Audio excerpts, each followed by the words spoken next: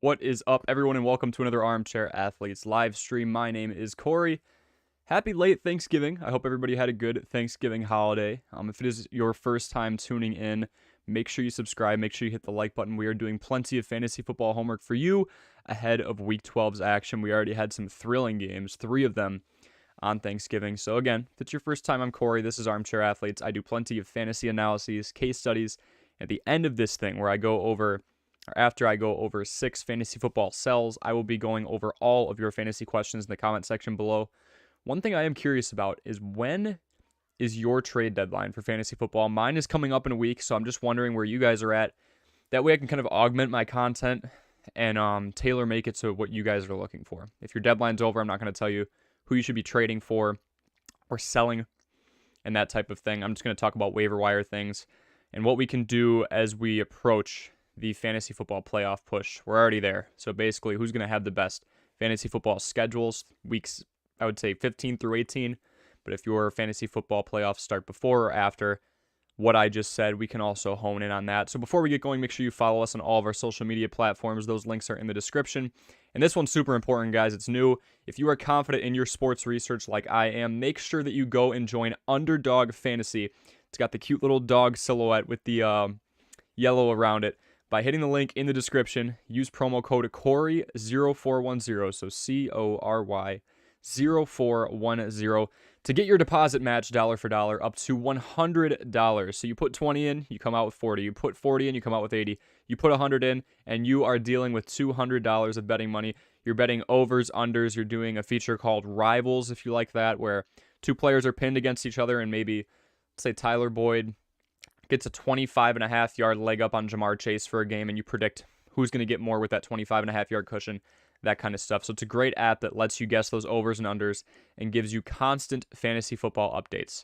So if you go on, I believe it's the far right tab, it's going to tell you who's injured, who's getting replaced, who is being benched for the week, aka Zach Wilson. So be smart with your money. I understand gambling addictions are very serious, so I set apart a small amount of money for the month, and I don't go beyond that.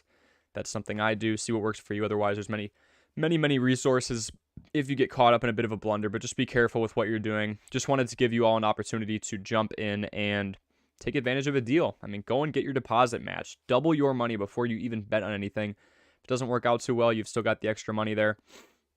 You can always pull after you use the money that you have been allotted in bets. You can always pull and put it somewhere else, put it back in the savings. But if things are going well and you want to keep rolling the dice, doubling your money off the bat is definitely not a bad thing to do. And then before we get going today, make sure you check out the Start 2 Sit 1 YouTube Shorts series that we have going on. Quarterbacks and running backs and wide receivers and tight ends are all up. We just got the wide receivers and tight ends up yesterday following Thanksgiving. Had to spend some time with the family, the girlfriend's family as well. So make sure you check those out. I do 2 that you should start and 1 that you should sit at each position. I'll be going over some of those here as well.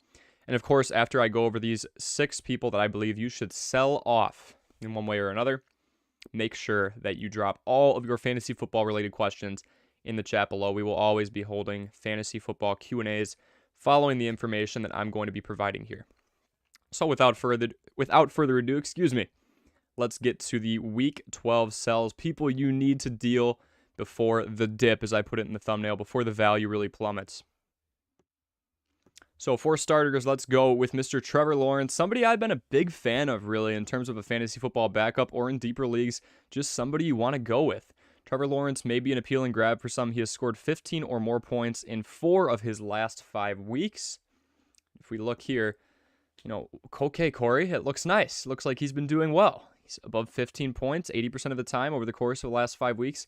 Why would you tell me to deal him? Well, right here, this is Fantasy Pros, great website in terms of just finding out what's an appealing matchup. And down the stretch between now and week 18, Trevor Lawrence has one of the toughest fantasy football schedules in the league. So in terms of fantasy points allowed to quarterbacks, he's facing some of the toughest defenses down the stretch. So definitely something we want to keep an eye on. And honestly, I think this is a really good sell opportunity, because if you look at Trevor Lawrence and his performance as of late, you have a guy who's been producing well, but may have tougher matchups coming ahead. Let's deal him before things get super tough, as he does have the 4th hardest fantasy football schedule. Vulnerable running defenses are coming up too. When we look at the remaining, and I don't have this up here, so I'll just explain it.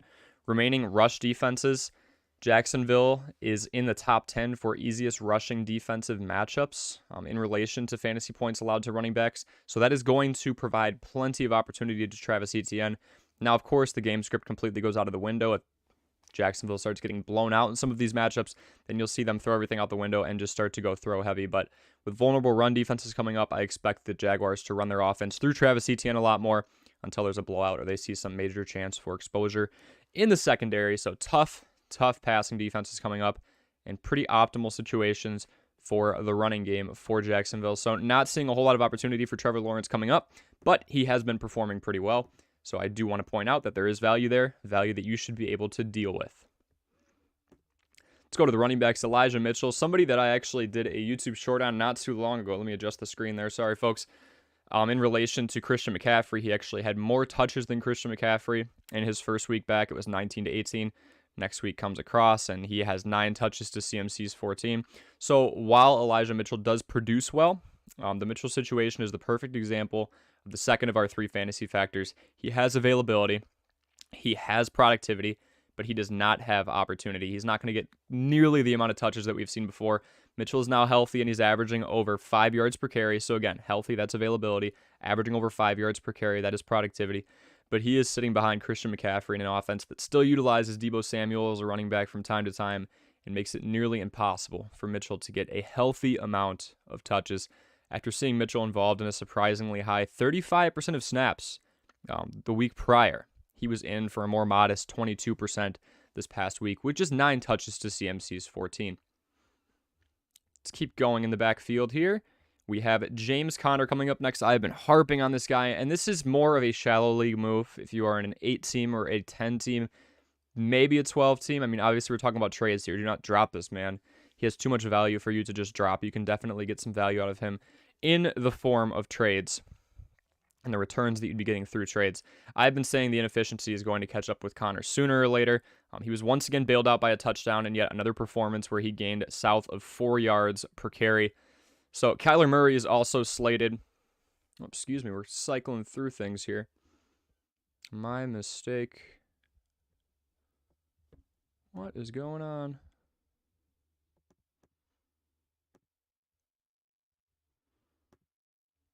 Oh, I've got the wrong thing up. Okay, well, James Conner nonetheless. So James Conner, he did have a 13-point performance last week, so I think we can sell him on the surface of his value. He has had plenty of value over the course of, there we go, now that the lower third's gone. Over the course of the last few weeks, it's just a matter of him averaging less than 4 yards per carry. So package him up and buy low on, Dalvin Cook after his quiet performance. Obviously, this would be going into week 13 as he's already played in week 12 after that Thanksgiving matchup against the Patriots. Or try to trade James Conner laterally for a David Montgomery or a Jeff Wilson Jr., who has been killing it in Miami and I think has the primary role ahead of Raheem Mostert. Next guy we're going to go to is Tyler Boyd. This is one that really has a lot of upside, and if you're looking for consistency, it's someone I definitely think you should deal. If you like to take the boomer bust risk, cool, you can stick with them. Personally, I think he's going to have a lot more bust weeks than he would boom, and here's why. Okay, Jamar Chase is coming back. Tyler Boyd could actually be as low as the 4th option on this team. You think at 4th. What on earth, Corey? He's had 2 100-plus yard receiving games. How is he 4th? Chase is obviously at the 1. T. Higgins is at the 2. Hayden Hurst actually has more targets despite being on the field for less snaps than Boyd. Snaps per target is a metric we should really be focusing on. How often is someone getting targets? So Hayden Hurst does have less targets than Tyler Boyd by just a bit. But if you look at snaps per target, Hurst has been on the field less.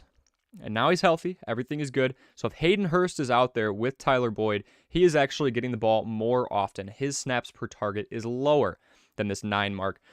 Him, T. Higgins, and of course Jamar Chase are hovering around that 8 or 7 mark. So despite being on the field for less snaps than Boyd, I actually have Hayden Hurst being the number 3 option once Jamar Chase comes back.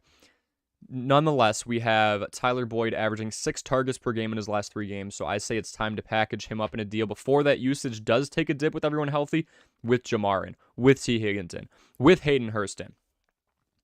So he's got the upside with a pair of 100-yard games, as I said before, and he also has 4 touchdowns on the season, but it's not the consistent play I would personally want. What is up, Edward? Make sure you keep dropping your questions in the chat. I'm just going over 6 people you should deal off your team if you have them. Deal them with value, too. They have a lot of value. They have some nice recent performances, but they have some quirks in their situations from person to person, whether it be people getting healthy, like with this Tyler Boyd situation with Jamar Chase coming back, or just really tough matchups ahead, like with Trevor Lawrence, which I just mentioned a little bit ago. Let's go to number 4, and then we'll get to those questions, and we'll open it up for a question and answer session with everybody. Number 4, this is a big one. Let's go with Gabe Davis. I love Gabe Davis on certain days. I hate him on other days. He is truly boom or bust. He only has 1 game this year where he has scored in the double digits without a touchdown. Gabe Davis is somebody who is averaging 19.9 yards per reception. That is second in the league. So he's a big play guy. The target usage, however, with Gabe Davis is just not something that I find very appealing. We see Isaiah McKenzie getting more usage. We see Stephon Diggs getting more usage. Gabe Davis actually was seen on some checkdowns. He was running little underneath routes, like an out route, or he was running a slant up the middle, which is not usual. Usually it's like a post route for Gabe Davis, 15, 25-yard out, something huge out in the middle of the field where they're trying to expose a safety. But he was actually using a lot more checkdowns against Detroit. The Buffalo Bills were really experimenting with the secondary of Detroit. So maybe a different role, but until we see that consistently, I still see Gabe Davis as boom or bust. Like I said before, only 1 game this year where he has not had a touchdown, yet was able to salvage you a double-digit performance in fantasy. This is standard PPR. So really, it's not out of the realm of possibility for me to say, yeah, Gabe Davis is going to have some tough weeks coming up. He's got more divisional matchups. Obviously, the Jets have an extremely tough secondary. The Bills lost to him last time, so he's a boom or bust guy, much like with Tyler Boyd, except with Tyler Boyd, we have the number 1 coming back in Jamar Chase. I just see a lot of inconsistency. Yes, there's plenty of upside. Do not get me wrong, but Gabe Davis is one of those boom or bust players that I just don't want to deal with because of the inconsistency, because of the tough matchups coming up. I'm going into the playoffs. I would much rather have somebody who I know for a fact is going to get me a solid 10 to 14 points than someone where I'm going to flip a coin and he'll either get me 25 or 5. I don't want to risk that 5. I want a higher floor, and that's just me. So if you're more of a conservative player, get Gabe Davis out of there. He's got so much upside. You could seriously get a very nice wide receiver package for him. You could go straight up and get somebody around the realm of maybe a Mike Evans, because Chris Godwin's kind of taken over as the wide receiver 1 from a usage standpoint.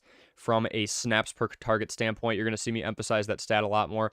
What's up, Edward, John, and George? Good to see the 3 of you. Make sure you keep popping those questions in the chat. I will be getting to those once I get past my last of these 6 picks for 6 people you should be dealing off of your lineup for value. And then, of course, I always open it up for those question and answer sessions where we all just hang out and talk. My favorite part of the stream. Here's the Cole Kmet graphic. Yeah, I completely spoiled this for you a little bit ago as James Conner's graphic was not coming up. So my apologies on that, folks. I try not to do that too often. So Kmet just had one of the best 3-game stretches that we have seen from a tight end this year with 5 touchdowns between weeks 8 through 10.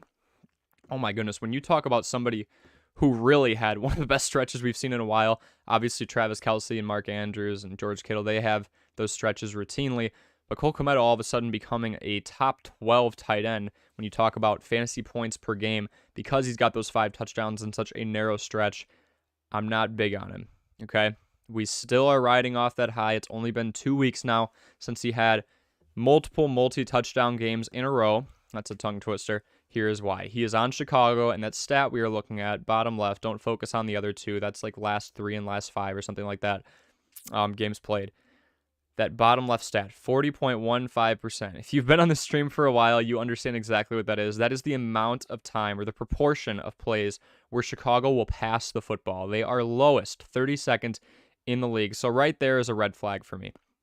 They're run heavy. And yes, I think that dial could go a little bit further up. I think that with Khalil Herbert being on the IR, with Justin Fields having what seems like a separated shoulder now. I heard dislocated. Now I'm hearing separated. I don't really know the anatomical differences, if I'm being honest. I know that he is questionable right now. Wouldn't doubt it if the Bears rest him. There's no need to risk your future when you're a 3-8 football team that's more likely to get the number 1 overall pick right now than making the playoffs. So I would say that with Cole Kmet, maybe he'll be on a passing offense, a bit more of a passing offense, but if Trevor Siemian comes in, we don't really know what's going to happen. Nathan Peterman was activated off the IR, so we're looking at the possibility that it's Trevor Siemian. There's so many unknown variables on a team that runs the ball more than anybody else. Cole Kmet's obviously not involved in the run. They're not using him as some mock fullback. So Kmet's value skyrocketed after that 3-week stint, but I really don't think it's sustainable. However, let's take advantage of that 3-week stint. Let's take advantage of the fact this guy got all 5 of his touchdowns between weeks 8 and 10. He's hot on the market right now. He's owned in 70% of leagues. I think we can seriously get some value for him. You could package him up with somebody and maybe go after a George Kittle, like a Cole Kmet and Adam Thielen for George Kittle. I could see that being very doable, especially with the touchdown upside of Adam Thielen, with the distraction of Justin Jefferson on that team, who drew triple coverage on a crossing route against the Patriots. Obviously, had another monster game, has more 100-yard receiving games than any other wide receiver through his first 3 seasons. And newsflash, folks, he still has 7 weeks left. It's a pretty scary sight, but because of that, Adam Thielen has plenty. So that's just kind of why I use Adam Thielen in that example. I think you could bind Thielen with Kmet and definitely go after a Kittle or even a Mark Andrews. All right, let's get to your questions, folks. So first we have Edward Zing. Choose one, full PPR, Chris Godwin, Jeff Wilson, or Rachaad White. We've got a few really nice matchups. So we do have Godwin going up against that secondary in the Browns. Let's look at that first.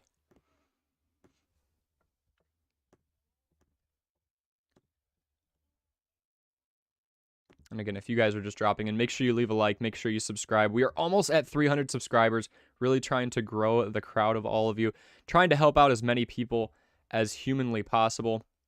Let's get this screen up here.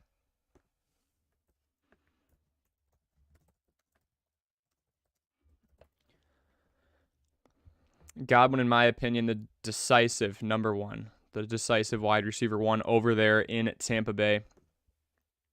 And when you're going up against Cleveland, middle of the pack, 214 yards allowed per game, leading 215. This is a Bucs team that we could rely on a lot more to pass earlier on because they were losing in so many football games. Now they're leading the, sorry excuse for a division, in the NFC South. We have Jeff Wilson with a very optimal matchup. Excuse me, folks. Here we go. Yeah, Wilson has been super efficient. Had the majority of the touches last week in comparison to Raheem Mostert. And anytime you can do that, and what we thought was going to be a split back system, I think it's definitely something we need to take advantage of. The Texans allowing over 5 yards per carry. That is Jeff Wilson's matchup. And game script wise, right, if we do believe that the Dolphins are going to beat the Texans, which, what are they right now? A 14-point favorite? That's pretty sizable. So I would say the bettors are agreeing with us on this. Then you're going to get even more and more and more touches. The Dolphins are not one of those teams that are just going to continue to throw the ball down the field, at least yet, when they're up multiple possessions late in the game. So I love the Jeff Wilson scenario. Rachaad White's got a pretty good one, too, if we're being honest with ourselves. The Browns don't have the best run defense in the world, and obviously, with Leonard Fournette being out, it is his team. With Raheem Mostert being out, it is his team and Jeff Wilson. Even in PPR, I think I'm going to go with Jeff Wilson here. I think Jeff Wilson can score. I think he'll get plenty of touches down the stretch. Rachaad White, it's his team, of course, and he does have plenty of passing upside as well. But I seriously think that Jeff Wilson, I'm leaning him because game script-wise, we can say with confidence, yeah, the Dolphins are going to go ahead and win that game. And when they get the ball, their last few drives, they're just going to try and run that clock down as much as possible and get out of there with their 8th W this season. So I'm going to go Jeff Wilson. I would say Rachaad White is a 1B. So 1A being Jeff Wilson, 1B being Rachaad White. I really like those two as a 1-2 punch. Chris Godwin, even though I love the fact that he's been getting more usage than Mike Evans down the stretch, I think I'm going to lean Wilson and or Rachaad White. Wilson's a little more proven. Rachaad White hasn't been the most efficient in his small sample size. He did go 22 for 105 when Fournette was out ahead of the bye week. But on the season, he's averaging less than 4 yards a carry. So, again, what are the 3 aspects we look at, folks? And I'll be doing a separate video on this very soon, so I hope you enjoy that. In the future is going to be availability, opportunity, and productivity. The productivity part on Rachaad White, it's a small sample size, but with Jeff Wilson, it's also a small sample size, but he's proven it. It's a bigger sample size than Rachaad White, especially seeing his performance last week. So I'm pretty excited about that.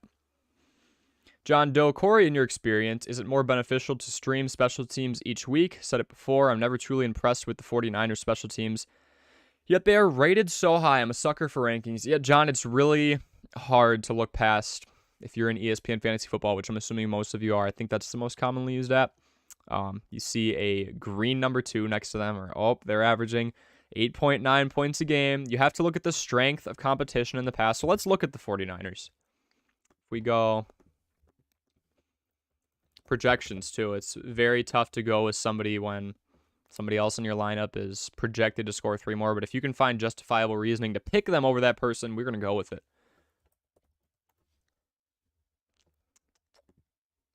Again, make sure you guys drop a like and subscribe in the stream. We are on the road to 300 subscribers, trying to help all of you out as much as possible, doing all of your fantasy football homework the Saturday night before the majority of the games in Week 12. Hope you all had a great Thanksgiving. Ate lots of good food. Had some good pie. If you like pie, I'm a big pie guy. I just want to go in here and see what we're cooking with the 49ers defense.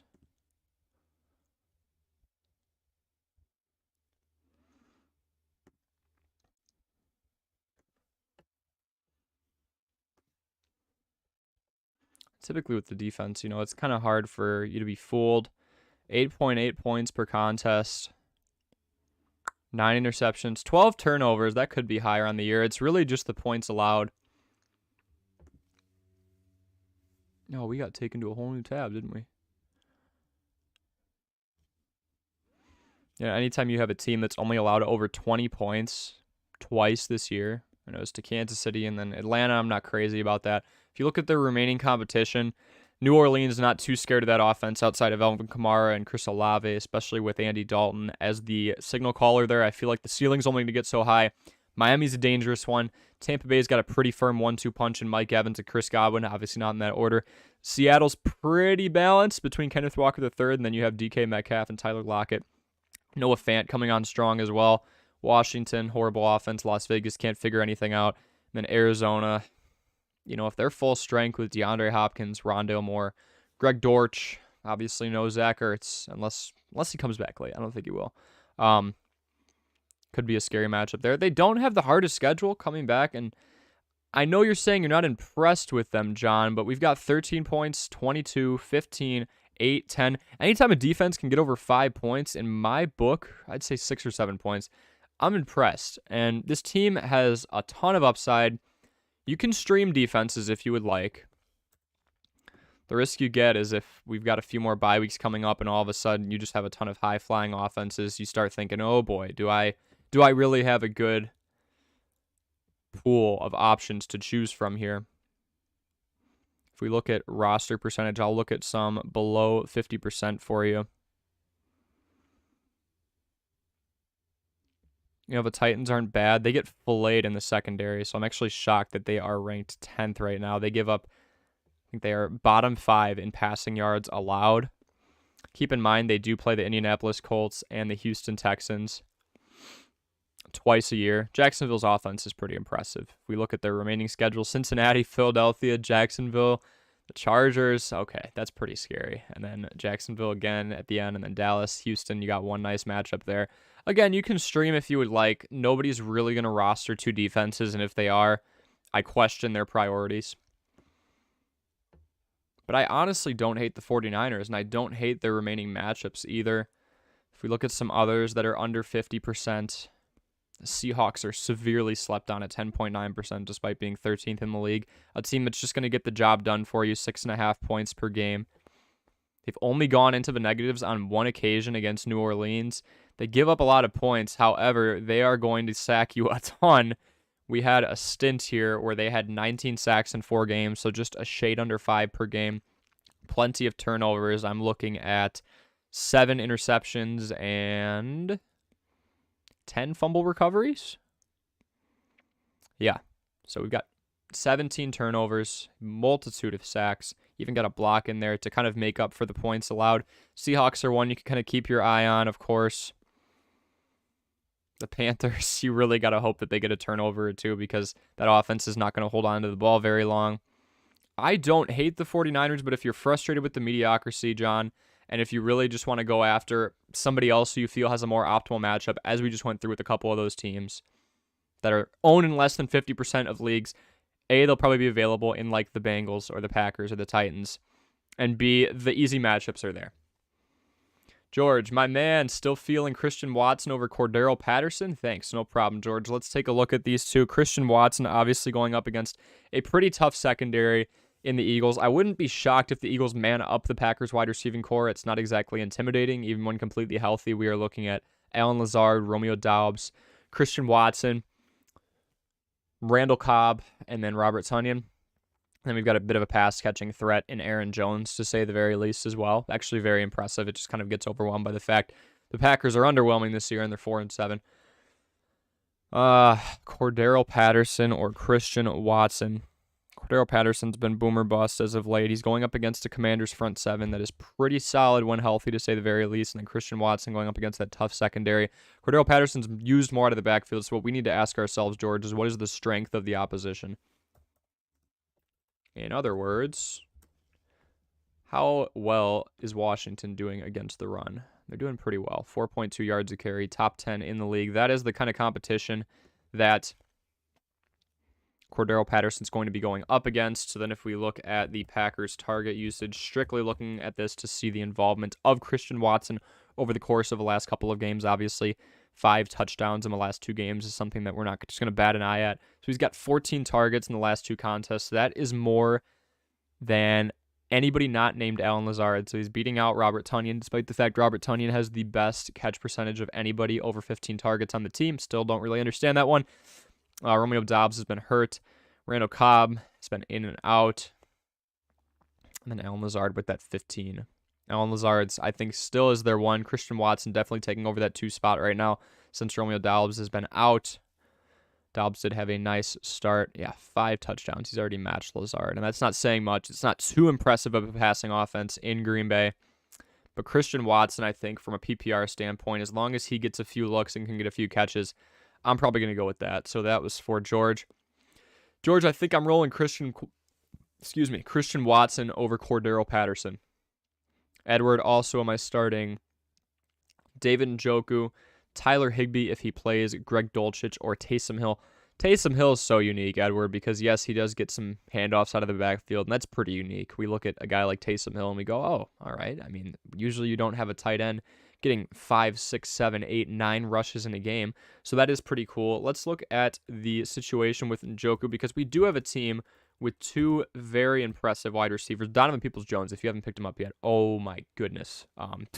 5 straight performances in the double digits in fantasy football. Donovan Peoples-Jones is somebody we need to look at. But what I want to look at is the Browns' target usage, the same metric we were just looking at the Packers with.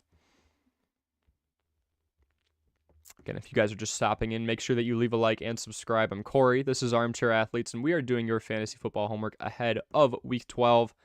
Just went over 6 people that you should sell off of your team for value. We said Trevor Lawrence. We said Elijah Mitchell. We said James Conner. We said Tyler Boyd. We said Gabe Davis. And we said Cole Kmet. Lawrence has a really tough remaining schedule in terms of pass defenses and in terms of points allowed to quarterbacks fantasy-wise. Elijah Mitchell with the reduced role after having a nice comeback week. James Conner is just straight up inefficient. I think he'll run out of gas in terms of the touchdown upside. He only has 5 in this year, and he needs touchdowns to have good weeks.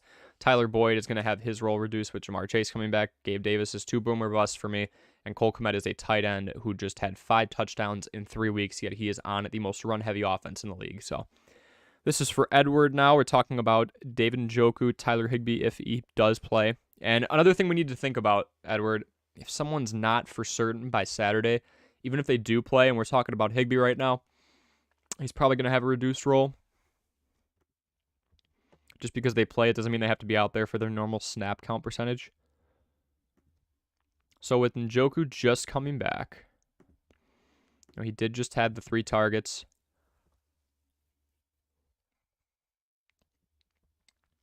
Meanwhile, Amari Cooper, Donovan Peoples-Jones consistently getting, well, Cooper had 1 down week, but consistently getting over 5 or 6 targets per game. Njoku obviously having the best catch percentage. That's typically the case with those tight ends. They're not going on too deep of routes. And Njoku going up against the Buccaneers secondary, not something I am too big of a fan of.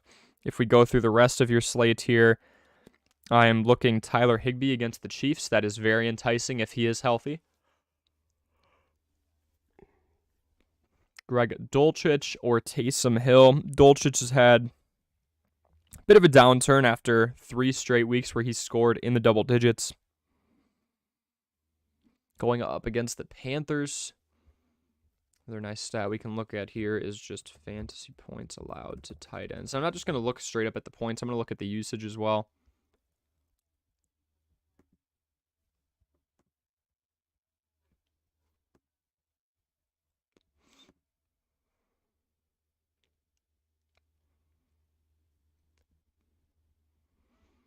If we look here, let's look at the Panthers. That will be Dolčić's matchup.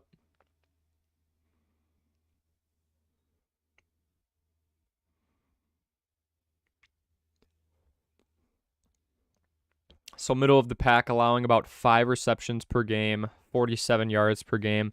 1 in every 3 games, they will give up a touchdown. And then if we look at the depth chart of the Denver Broncos,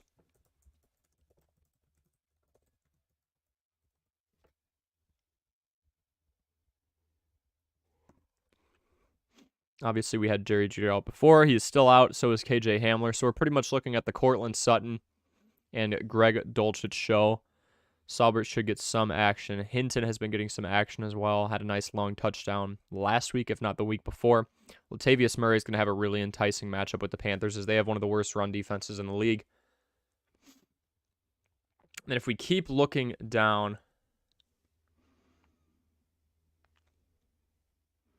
also people like Komet, Conklin, or Ingram, but I got them at a lower tier than these other guys. Yeah. You know, Conklin's in another run-heavy offense, and now we're switching quarterbacks, so we really got to ask ourselves, how reliable is that situation? Ingram is sharing the ball with Zay Jones, Christian Kirk, Marvin Jones Jr., a variety of guys. Travis Etienne gets plenty of catches as well for a running back. So, yeah, I think we got to stick with the pool that you just listed off with Njoku, Higbee, Dulcich, and Hill. And then with Hill, you know, you've got an all-usage back in Kamara, who I think is going to struggle in it of itself because he is going up against a 49ers front seven that is pretty solid, healthy or not. If Higbee plays, even with the limited snaps against the Chiefs, I like that matchup a lot. That secondary gives up plenty of yards, plenty of scores.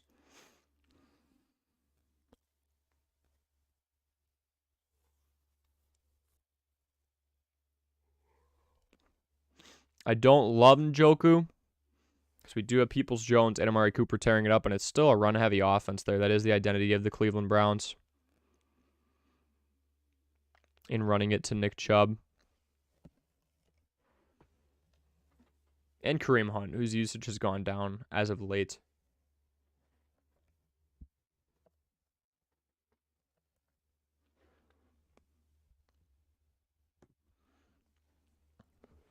So, Edward, I think I'm going to lean Tyler Higbee if healthy, despite the possible reduced usage coming off of an injury.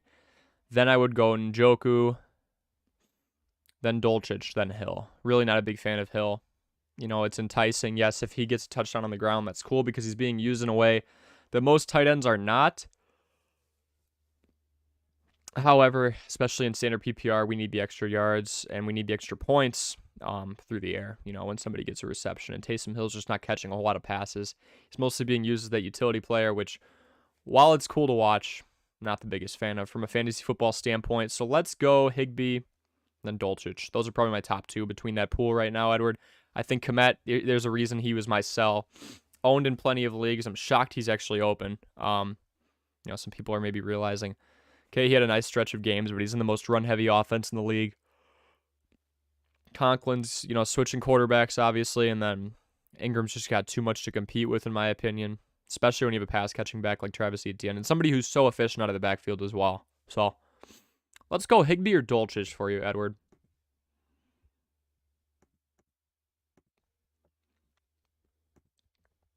Keep looking here. Let's look at some of the flexes.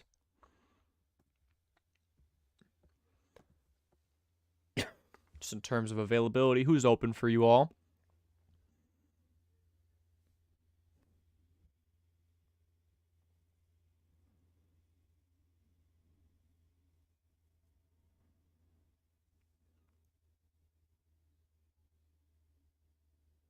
And we've got John saying, I have to start looking into games itself. Rankings are devising. Yeah, they are, because if you have one big blow-up week, This is a horrible example, John, but like with Justin Fields having the multiple 30 and 40-point performances, what if he does that once and it brings his average up from like 11 to 15 all of a sudden? He looks like a top 15 quarterback. Obviously, he ended up being much better than that, but you really got to look deep into the data, see the strength of opposition, see how consistent they truly have been, because you don't want someone who's had one really good week and 5 bad ones, and, oh, they average more than this person who gets, 10 every week, so I'm going with them. We don't want to do that. Somebody I'm going to continue to harp on, mainly harping on all of you for not getting him in general, is going to be Donovan Peoples-Jones. Only owned in 41.9% of leagues. Deshaun Watson coming back. I think we've got to tread with some caution there because this is a guy who has not played football in over 2 years. But if we look here, I keep pressing on the wrong button. 5 consecutive weeks where this man has scored in the double digits. I mean, that is just so enticing to me. He is getting the usage we need him to. The 4 targets kind of scared me, but he caught all of them for over 20 yards per reception, so we got to bail out there. Some tough matchups, too, in the secondary. He kind of got a garbage time touchdown against Buffalo, so that didn't look like it was the best matchup in the world. Cincinnati's got a tough secondary. Obviously, Jesse Bates covering the back end over there. Miami, pretty wide open, and he took care of that. Same with Baltimore. New England's got a pretty stout defense. It's only gotten better over time. He still was able to score double digits against them, so easy and hard matchups. Donovan Peoples-Jones is still taking care of business.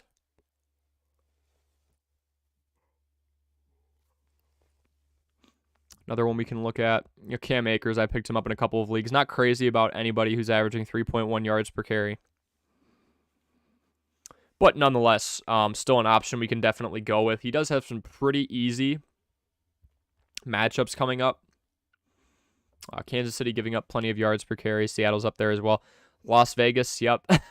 Green Bay as well. Denver's pretty stout up front. Los Angeles Chargers are one of the worst rushing defenses in the league, and then back to Seattle once again. So some opportunity for Cam Akers, especially considering he is only owned in, it's over 50% now, so people are starting to buy into that. Henderson did get picked up by Jacksonville. He'll be the second back to Travis Etienne, which in my opinion just means he's dead in the water. You have such a high usage back in Etienne. Mostert's still doubtful, so Jeff Wilson Jr. is a full go. We've got to keep that in mind, folks.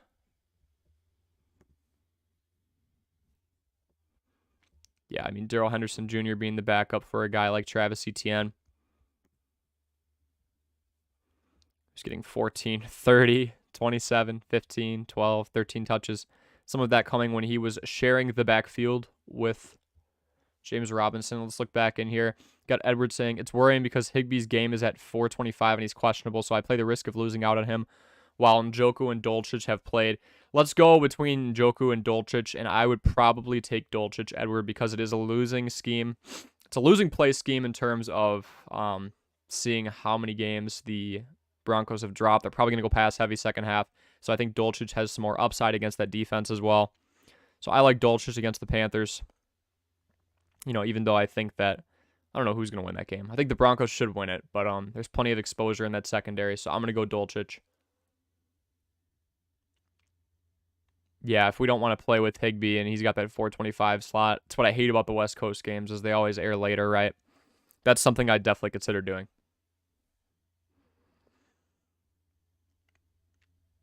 So we've got like 5 of you in here right now. Make sure you drop your questions in the chat, folks. I just did 6 people that you should not have on your team anymore. Wondering when your trade deadlines are. Mine is heading into week 13, so I've still got about a full week left. But I said you should be dealing Trevor Lawrence. You should be dealing Elijah Mitchell.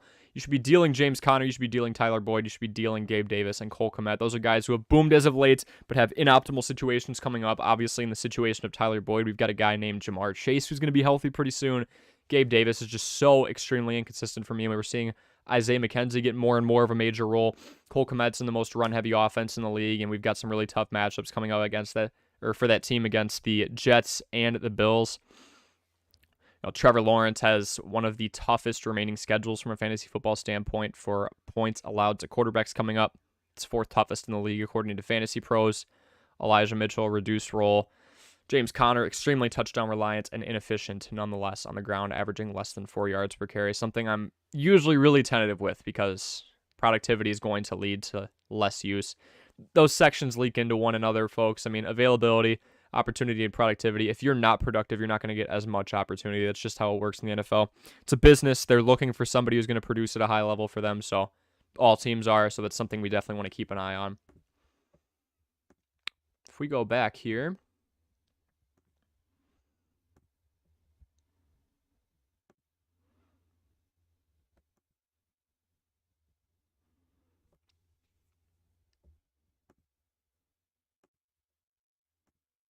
keep dropping those questions in the chat, folks. Thank you for stopping by.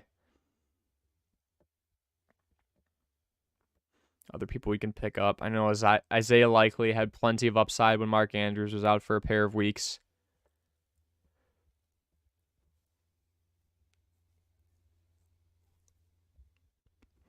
See a lot of people jumping on the Logan Thomas train as of late. Plenty have hopped off now, only 10%. Actually, let's just look at all. Because really past the top 10, a lot are available. See, I'm an Njoku owner. I'll take you guys on my team just in case you're curious as to where I'm sitting, how I kind of do things, the thought behind who I have. Justin Herbert and Austin Eckler, those have been for sure draft picks for me over the course of the last couple of years. Singletary was a pickup. I got him off the waiver wire early on when he wasn't getting a whole lot of usage, and people thought Zach Moss or James Cook were going to get more usage. Debo was a draft pick. Evans was a draft pick. And Njoku was a waiver wire pickup. Christian Kirk was a draft pick who has panned out so well. Who would have thought? This man's top 10 right now. I picked him pretty late. Everyone said he was overpaid. Not saying he wasn't, but he's getting the usage we want. The Eagles were a draft pick. I believe that was the one defense I drafted. I actually have 2 defenses right now. I'm trying to hog both from my opponents. So a little bit of gamesmanship there. It's a deep enough bench. Got Pittman, Lockett. Foreman was obviously a pickup. Dulcich was a pickup after he had 2 straight double-digit performances. Pacheco's a recent pickup. Watson a recent pickup as well. Just guys who are trending right now. It doesn't have to be pretty. How's this trade? I give James Conner and Christian Watson for Chris Godwin and Donovan Peoples-Jones. You know, both guys who are trending upwards in terms of who you're getting back. James Conner coming off a 13-point performance. We can say that about him as well. Christian Watson, lots of upside. I think you can go for it, Edward. You're going to get more consistency out of Chris Godwin, somebody who has a lower snaps per target rate, something we have talked about more today than ever. Something I brought up with Tyler Boyd and why I think he is the 4th wide receiver, the 4th pass catcher, I should preface, behind Jamar Chase, T. Higgins, Hayden Hurst. Then it would be Tyler Boyd. So I say we go with that because if we do look at Chris Godwin, I think they're going to see it as a fair deal too. These are 2 guys who are trending upwards. Godwin is is looking more like somebody who's not just trending upwards, but who can be a consistent performer. You know, the whole team and the whole situation maybe turned on its head once Deshaun Watson comes in. Him and Jacoby Brissett are not the same people, not the same play style. Watson definitely a bit more mobile the last time we saw him throw a jersey on. So if we look,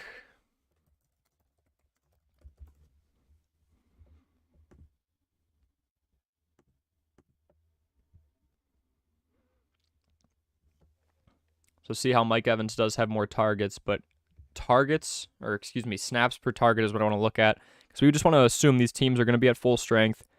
More times than not, they're going to be. Russell Gage has been the exception, but he's not really a factor right now to begin with. He was the 3rd option. Now it's Cade Otton filling in, / maybe Scotty Miller. Actually, definitely Scotty Miller from a target per snaps perspective.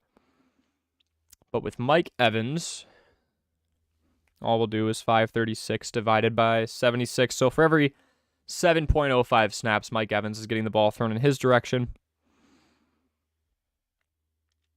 445 divided by 73. 6.1 snaps. So way more common in terms of who is getting the ball thrown to them when they are on the field. Godwin missed his games early on. He's been consistently in the lineup over the course of the last few weeks to begin with, or regardless. So definitely something we want to look into there. Yeah, let's go with it, Edward. Thank you so much, man. Anytime. TS says, I need a wide receiver to stream since Jamar is not playing. Treylon Burks, Damian Pierce. Oh, wide receiver. So this is going to be Alec Pierce. Demarcus Robinson, Nico Collins, MVS, Randall Cobb. Anyone outside top 35 pretty much. PPR. TS, may I ask you, how deep is your league? This is probably looking like a 14-team league, I'm assuming. And while you're answering that for me, I'm going to look at a couple of different factors for these guys. I know out of everyone right now, Collins and Burks are probably getting the most targets. Collins has been outperforming Brandon Cooks over the course of the last couple of weeks, TS. And then Treylon Burks has definitely been outperforming Robert Woods. They both had a nice day. 10 team. Really? Dang. Yeah, apparently, right? I'm guessing wide receiver heavy on the bench. Typically, what I do with my bench, and this is with the exception of what you just saw of my team, that was some gamesmanship. I didn't want anybody to have the Eagles or Bills this week, especially my matchup, the person I'm going against, because they didn't have the strongest defense. Typically you just want your bench to be filled with flex players, so I'm assuming that's what's going on there. And Demarcus Robinson's in a very pass-heavy offense, a very rush-heavy offense in the Ravens, utilizing mostly Lamar Jackson, but Gus Edwards when he is healthy, Kenyon Drake as well. Collins in a somewhat balanced offense. We have Kyle Allen starting for Davis Mills, so lots of questions there. Who is he going to look for? Is he going to look for more of the veteran in Brandon Cooks, or is he going to look for the up-and-comer in Collins? MVS is on a team where, the target usage isn't as high, but Patrick Mahomes spreads the ball around so much, it may not matter.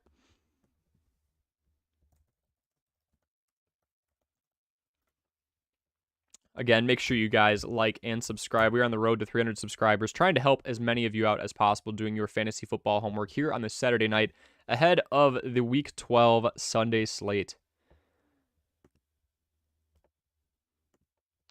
Get this on the screen for you here.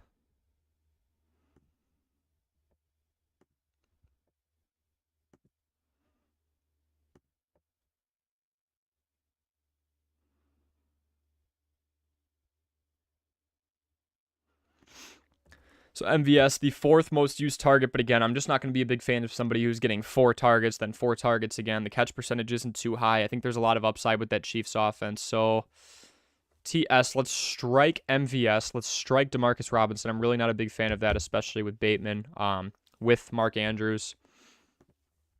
If we look against the Jags secondary, there's obviously some opportunity there. Oh, Bateman is on the IR. I meant Duvernay, who is also questionable. Hamstring injury. Okay, maybe we do have some opportunity here.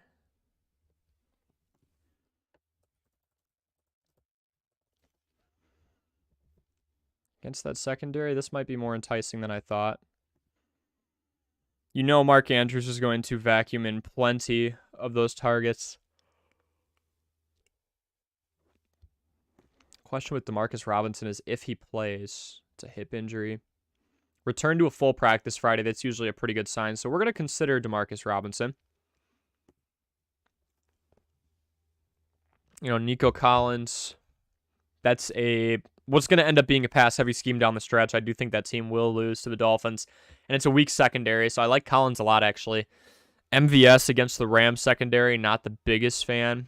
Randall Cobb is so deep in that passing offense. I think the Packers do best when they have a more balanced attack. When they lose, it's because they had completely abandoned the pass and, completely abandoned the run. So I think if they stick to their guns and kind of stay balanced and run more through Aaron Jones, which they have been doing over the course of the last few weeks, that's where they'll be best. So we're going to strike Randall Cobb due to lack of usage. We're going to do the same thing with MVS, even though I love that passing offense. Alec Pierce is an interesting one. Matt Ryan is a more high-volume passer than Sam Ehlinger for obvious reasons, most of which being experience.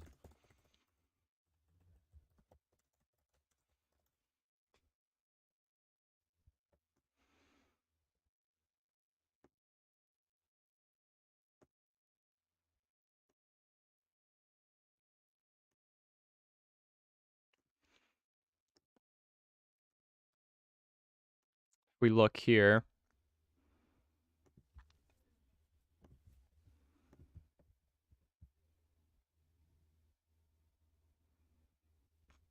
Target usage. How much is Alec Pierce really being used? 2 targets per game in a short stint. That's kind of scary if we're being honest. Don't really want that.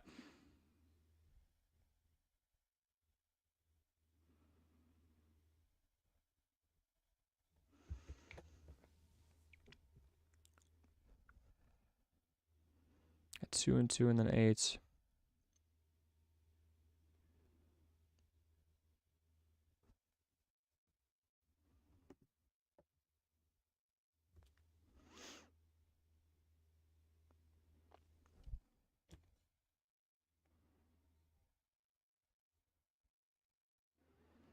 Thinking long and hard on this one because he is going up against the Steelers. They don't have the best secondary. That's probably a game the Colts are going to be able to pull out and win. So as a result, they'll probably go more run-heavy towards the end. And obviously, you know that offense runs through Jonathan Taylor when the offensive line is going well. So this is for TS, still kind of dissecting everything here. I think we're going to strike MVS. We're going to strike Cobb. We're going to strike Pierce due to lack of involvement. He did the 8 targets last week. I think it's going to be more of a run-heavy attack. Demarcus Robinson is questionable, so we really got to watch that. I think I'm leaning Collins. He's going up against the secondary in the Dolphins if we look here.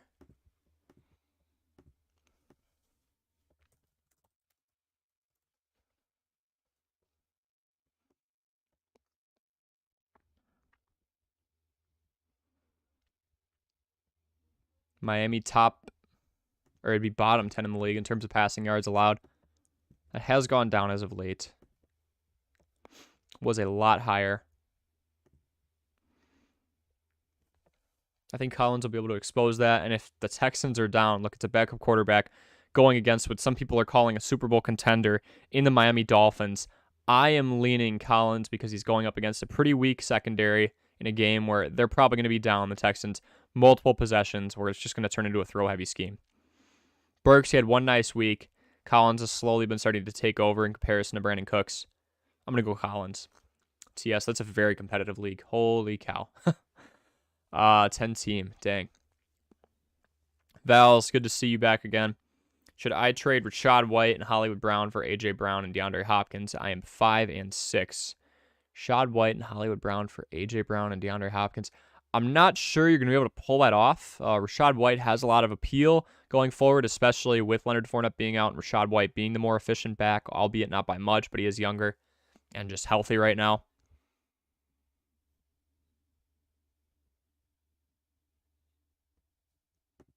Oh, Matt Collins.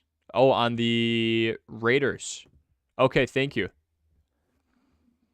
Raiders against the Seahawks, if we look at the secondaries here. Seattle, kind of the same story. Raiders are pretty bad. I might still stick with that, actually. That kind of sticks to my guns in terms of the situation again.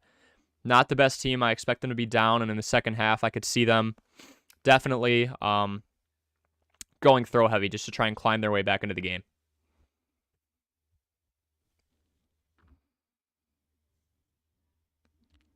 Thank you for specifying on that. So, yeah, let's go Collins. My second would probably be Treylon Burks, not by much. It's still a really run-heavy scheme behind King Henry. That is how they have won 7 of their last 8 in Tennessee. So, let's go with that. Vals, we were talking about Rachaad White and Hollywood Brown for A.J. Brown and DeAndre Hopkins. Look, I know A.J. Brown is on one of the most run-heavy teams in the league. He is still a phenomenal wide receiver. He's a go-up and get it guy.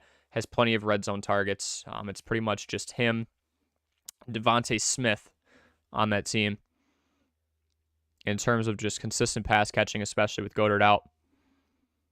If you can pull that off, sure, you're probably going to have to throw in another piece because Hollywood Brown is coming off an injury. I could see Hollywood Brown in there for maybe A.J. Brown if you throw. I could see it being Rachaad White and Hollywood Brown for A.J. Brown because Rachaad White is not proven. He does have some optimal matchups coming up. He's got one of the easier schedules down the stretch. Yeah. You're going to have to offer some more vowels. I'm just going to be transparent with you. MJ23, welcome in. I am stuck on DraftKings. Should I... Oh, start to. Okay. We've got Wilson versus Houston, Kenneth Walker versus Vegas, Rachaad White versus Cleveland, or Eckler versus Arizona.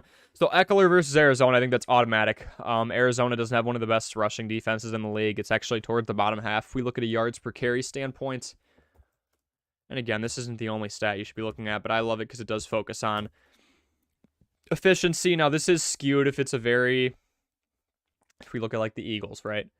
Well, they already have a bad rushing defense, but if you have a team that wins a lot of games and if you have a team that loses a lot of games and they end up facing the run down the stretch, somebody's trying to chew the clock out.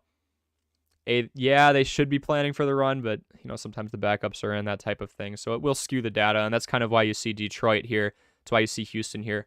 They get ran on a lot because they're just losing football games a lot down the stretch. Detroit almost impressed us all. They impressed me, but they almost impressed us all with a win against Buffalo. Huge shout out to them.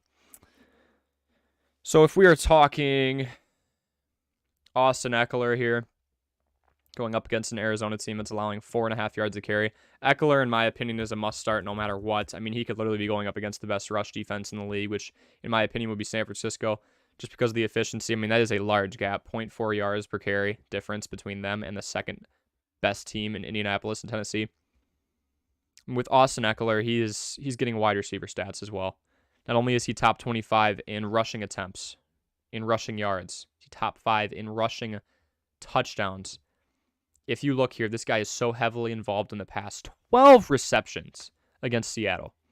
10, 6, 8, 9. He had the least amount he's had all year last week with 2. And yet he still was able to get enough done on the ground to have a double-digit performance, nearing the value of 20. That is really impressive to me. That is definitely something that I would focus on, just starting no matter what, to be honest. So we're pretty much choosing between Kenneth Walker III versus Las Vegas, Rachaad White versus Cleveland, and Wilson versus Houston. Jeff Wilson's got a really nice matchup against Houston, and I think I said this before, game script-wise, you're going up against a team that I really do believe the Dolphins are going to beat. This would be a huge upset if they didn't. It's a backup quarterback, and Kyle Allen starting up too, who had some action in Washington, actually. I almost want to say you can't go wrong with any of these because I do think the Seahawks absolutely batter the Raiders as well. Rachaad White against Cleveland, that could be different. Still a team that allows a lot of rushing yards. If you look at Cleveland, all the way down here, 4.8 yards per carry. I don't think you can go wrong with any of the other 3, MJ, but you have to start Austin Eckler just because of his involvement in the pass, his efficiency in the run. If I had to lean one out of the 3, it's Jeff Wilson's backfield after he got the majority of the carries last week, but also Raheem Mostert is out, or he's doubtful right now. I mean, if I'm seeing doubtful on a Saturday night ahead of that matchup happening a little over 12, 14, 16 hours from now, I'm probably leaning Jeff Wilson for my second one, but Austin Eckler's got to start, MJ. They've got to. You have to start Austin Eckler. Okay, so we've got 11 watching here. Make sure you guys drop a like and subscribe here. We are doing your fantasy football homework here on Armchair Athletes ahead of Week 12's action in the Sunday slate. We enjoyed those Thanksgiving games. I think there were a lot of really fun performances. CeeDee Lamb to be one. Obviously, Justin Jefferson, as per always. Jamal Williams got his touchdown and didn't do much else, but was getting plenty of red zone touches, so he got bailed out there. Bob France Fishing, welcome in. Do I start Joshua Palmer or Alvin Kamara? That is a tough one because you just say knee-jerk reaction. It's probably going to be Alvin Kamara, but if you look, got to check this thing every few hours because it constantly changes. The Chargers depth chart. Wrong tab.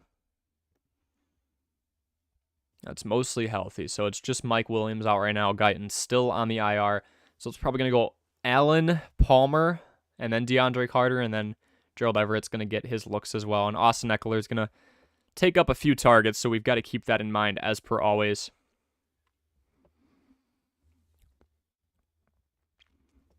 Joshua Palmer in terms of, there's just their depth chart there while I look for this. Going up against the Cardinals secondary that was giving up plenty through the air against the 49ers not too long ago. Alvin Kamara against the San Francisco 49ers is going to be a tough one.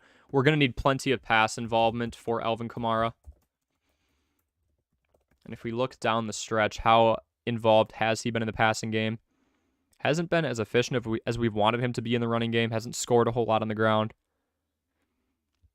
He is pretty dang solid in the passing game. That's what he has been known for. He's zeroing in on 1,000 yards from scrimmage.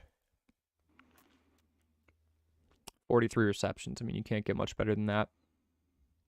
Even so, he hasn't been too efficient. We're looking all the way back to the 20th against Arizona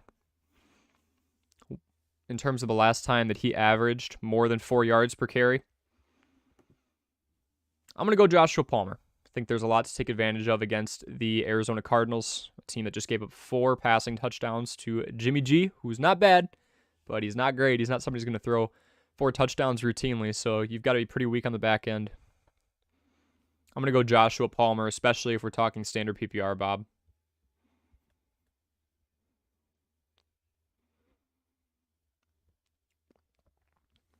Legacy, what am I starting? What 2 am I starting? Travis Etienne, Kenneth Walker III, Josh Jacobs. Let me start out by saying this, Legacy. That is a very nice 1-2-3 punch. Great waiver wire pickup, probably around week 5 or 6 in terms of Kenneth Walker III. If you drafted him, then you just know a lot. Like, you must have seen an injury coming that I did not. Okay, so we're looking Travis Etienne, Kenneth Walker III, going up against that Raiders team. And Josh Jacobs, vice versa, right, going up against Seattle. Etienne going up against the Ravens. Let's look at strength of opposition here. I'm going to start Etienne almost every day of the week. I think you've got 3 really solid options, I'm not going to lie. Game script-wise, I think that Seattle takes this one, and down the stretch, maybe you don't see Josh Jacobs getting a ton of action. But if we look, we're looking for Las Vegas at 4.4 yards per carry allowed, Seattle in 4.6 yards per carry allowed, and then Baltimore is up here, 4.1 yards per carry allowed. With the passing involvements, pass catching involvement of Travis Etienne, I'm just going to trust that. So I'm going to say Travis Etienne, and then game script wise, because I do think that Seattle wins this, we're going to see more balls in the hands of Kenneth Walker III as opposed to Josh Jacobs. I think that it's going to be a more throw heavy scheme for the Las Vegas Raiders down the stretch. So let's go Etienne and let's go Kenneth Walker III, Legacy. Hope that helps. Charlie, welcome back. Half point PPR. Let's pick one between Joshua Palmer, Paris Campbell, and Christian Watson. Palmer's got that really nice matchup as the fill-in wide receiver, too, with Mike Williams out. And again, Keenan Allen's just 1 week back from that injury, so they're probably going to ease him back in. And then Christian Watson going up against that tough Eagles secondary. I really do think that the Packers are going to have the best shot if they lean on the run. Keep in mind, the Packers are going up against an Eagles team that, yes, is 9-1, but they do have one huge Achilles heel.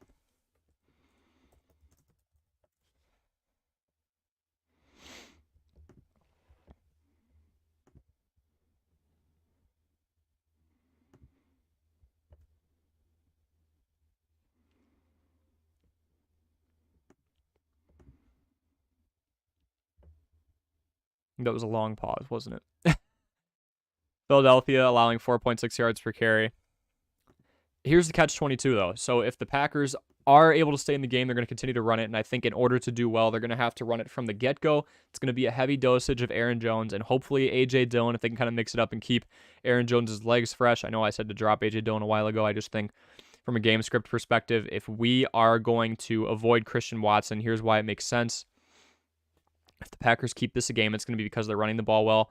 Obviously, if you are down 21-3 and we're halfway through the third, you're going to stop running it after a certain point, and you just have to start throwing it a ton. That is a very likely score at some point in this game. We'll clip it now and see if it happens against that dominant Eagles defense, top to bottom.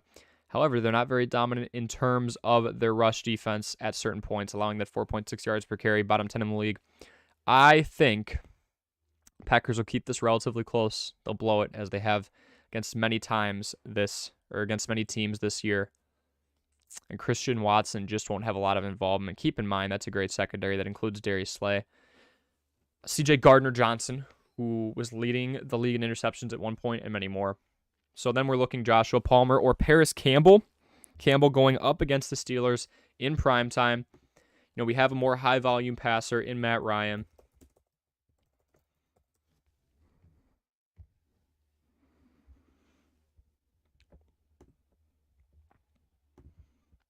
We go here and look for Paris Campbell's involvement. We're seeing it, 15 targets. If you look against the Steelers,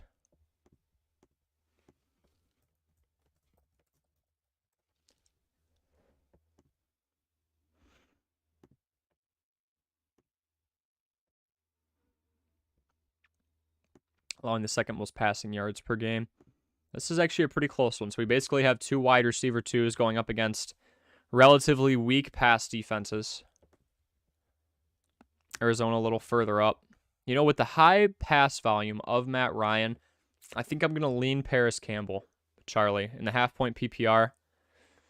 Joshua Palmer's going to get you those big plays. I would be between Campbell and Palmer. I think I'm leaning Campbell. Can't blame me for Palmer. They both have great matchups. Let's go with that. Legacy, do I drop the Bills defense for the Jets? Legacy, let's look at the remaining schedule for each of them and go from there. I would call those two a wash.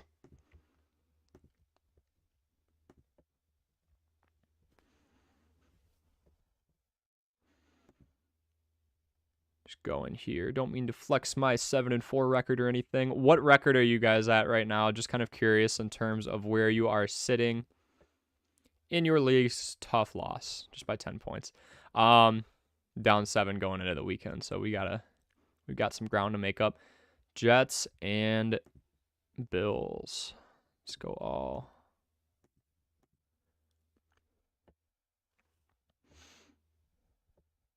Actually, you know what I'm going to do instead? See if there's a sizable gap between the two. Fantasy Pros, which has a YouTube channel. They do live streams pretty much every day. Found this metric that they put up on their wonderful website. Strength of schedule weeks 12 to 17 down the stretch for defenses. So if we're looking between the Jets and the Bills, I'm sure you guys will find it before me. Oh, they are right next to each other. That doesn't help at all. So, you know, the Jets and the Bills, I think the Bills are getting a lot more healthy with getting Tre'Davious White back. The Jets, because they're struggling so much on their offense, you know, yes, the UCL thing with Josh Allen, we don't really know how much is going on there. With the Jets, they don't have much of an offense right now. Michael Carter's got some optimal matchups coming up, but going between Mike White and Zach Wilson and possibly Joe Flacco, I mean, this team's 6-4. They're going to need a win eventually to keep treading towards the playoffs. You can't make it on 6 wins. I would say I'm probably going the Bills, because I think from a time of possession standpoint, Bills' offense is going to hold onto the ball more. Jets' offense could be forking it over rather frequently, no matter who's under center, because they just haven't been using their weapons a whole lot. Elijah Moore has been non-existent. Garrett Wilson has had his role significantly reduced. Conklin's had a couple of nice games. So I think just from a time of possession standpoint, the Bills' offense is going to hold onto the ball a lot more, respond a lot more, and make it easier on the defense. So I'm gonna go Bills defense still over the Jets. Legacy. As we look at those there.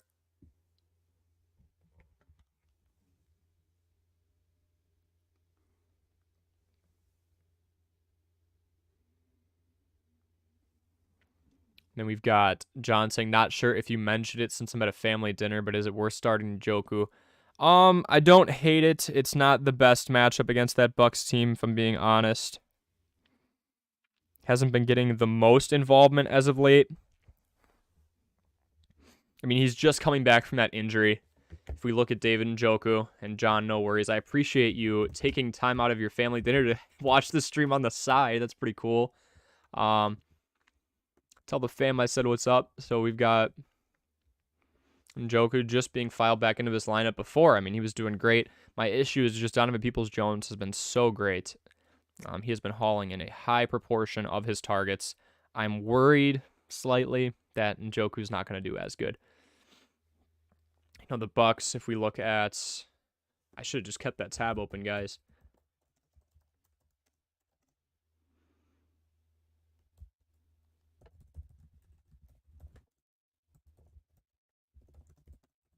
Excuse my lack of spelling.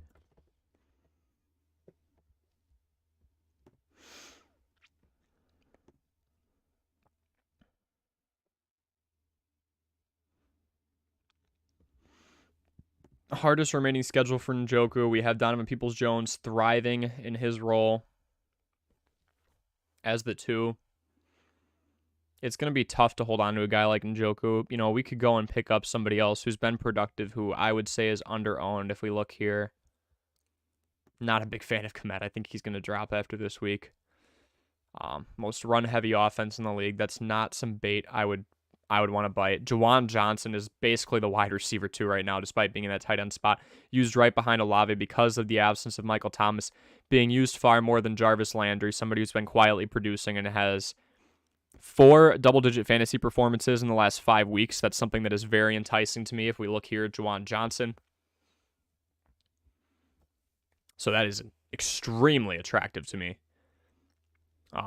So if you're talking about this week, we can try Njoku, but I would not hate it if you went after, as I click right off it, Juwan Johnson. Despite the tough matchup, it's probably going to be a throw-heavy scheme down the stretch. I see that offense of San Francisco keeping the ball for a decent amount of time, but also just putting up a ton of points and putting this New Orleans Saints offense in a position where they have to throw a ton. So that's kind of where I'm at there. So I would take Juwan Johnson, despite the tough matchup, actually, over Njoku, John. But Njoku is not somebody I mean, if you don't have Juwan Johnson on your waivers, I know he should be over 60%. Then we go with Njoku, but I would actually swap him out with Juwan Johnson because of the heavy involvement that we have seen over the course of the last few weeks. 7, 4 targets, 5 targets. And it doesn't sound like a whole lot, but he's catching everything. 5 for 5, 2 for 4, 2 for 2, 5 for 7, 3 for 4. And he's not touchdown reliant, although he has been on a bit of a streak here. But he's still able to get a decent amount of targets regardless. He's scoring well.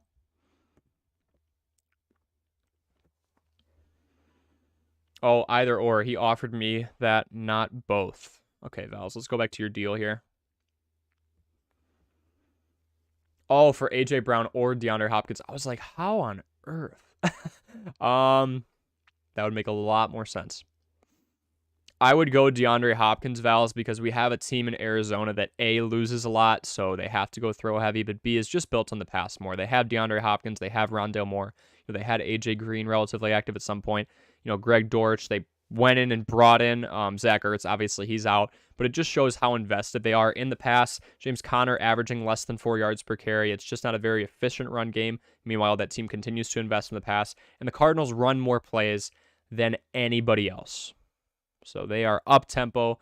Most chances are going to go to DeAndre Hopkins. A.J. Brown's great, but there's some days where it's going to be a Devontae Smith day. It's going to be a Quez Watkins day. It's going to be a run-heavy day because the Philadelphia Eagles run the ball more than most teams outside of Atlanta and Chicago, and I believe one more. So let's go for DeAndre Hopkins. Let's do Rashad and Hollywood for DeAndre Hopkins, Vals. Let's get you on a little winning streak so we can push you into the playoffs. All you got to do is get in.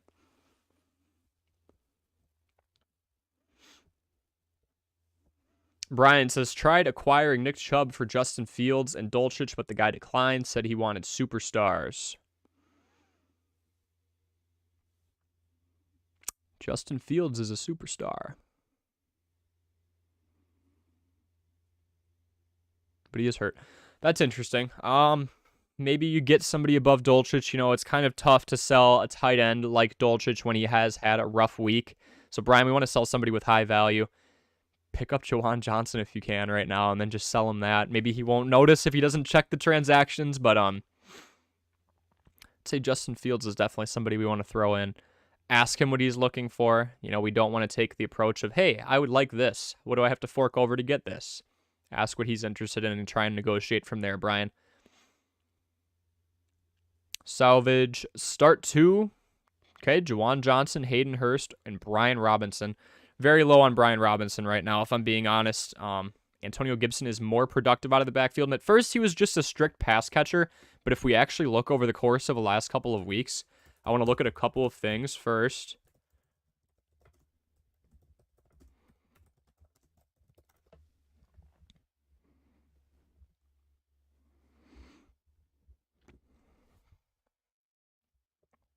If you are new to this channel in general, my name is Corey. This is Armchair Athletes. I do stream about 2 to 3 times a week. I plan on streaming tomorrow to do a last-second injury updates and also start and sit Q&A ahead of kickoff at noon Central Time. So make sure you hop on there. I'll try and do it about an hour ahead of time. get a good 30 to 45 minutes, maybe even more in, just to answer all of your questions and do an open seminar. I also do waiver wire pickups. I do what I'm doing today, which is who can you sell off your team for value, which is going to stop soon with all of your trade deadlines coming up. By the way, when are your trade deadlines? Drop that in the comment section below. Mine is next week. Kind of want to just gauge where all of you are at so I can tailor make my content for all of your situations. Then I also just do random videos. Like I had one about a month ago that is 5 things that you should never try in fantasy football for those newcomers. I'll be doing a analytics approach in terms of why availability, opportunity, and productivity are very, very, very important aspects when looking at a player from a fantasy football perspective. I do many of other things too. I'll do something on the easiest fantasy football schedules coming up in your playoffs and all that good stuff. So make sure you like, make sure you subscribe, make sure you hit the bell, because I do live stream a couple of times a week, and I also post YouTube shorts every single day, really doing deep dives on fantasy football to help you win, to put the best possible, most relevant information in front of you to give you the best chance to come out with the W. So make sure you don't miss out on that content. We're on the road to 300, trying to help out as many of you as possible. Val's saying, I need someone next week, though I'm 5-6. Yeah, I'd go after him now. He offered me that. Go after DeAndre Hopkins right now if you can. You'd be offering who? Shad White in Hollywood for DeAndre Hopkins.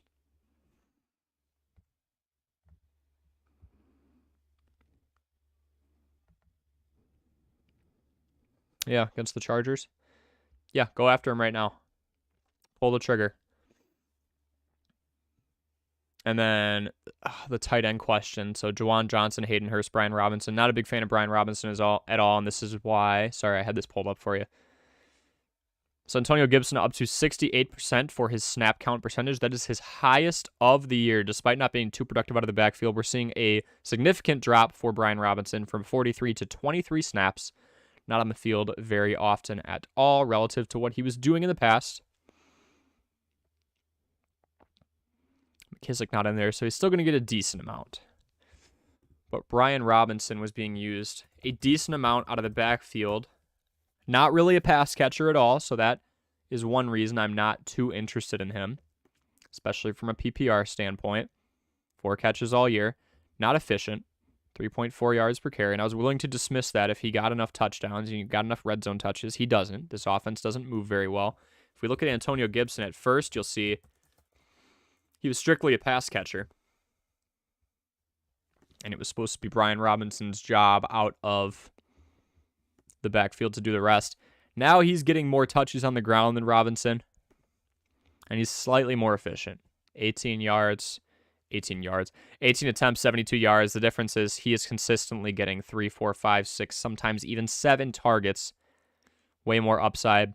Brian Robinson is getting his job slowly taken away. So let's go Juwan Johnson. Oh, between Juwan Johnson and Hayden Hurst. Jamar's not back, so let's go Juwan Johnson and Hayden Hurst.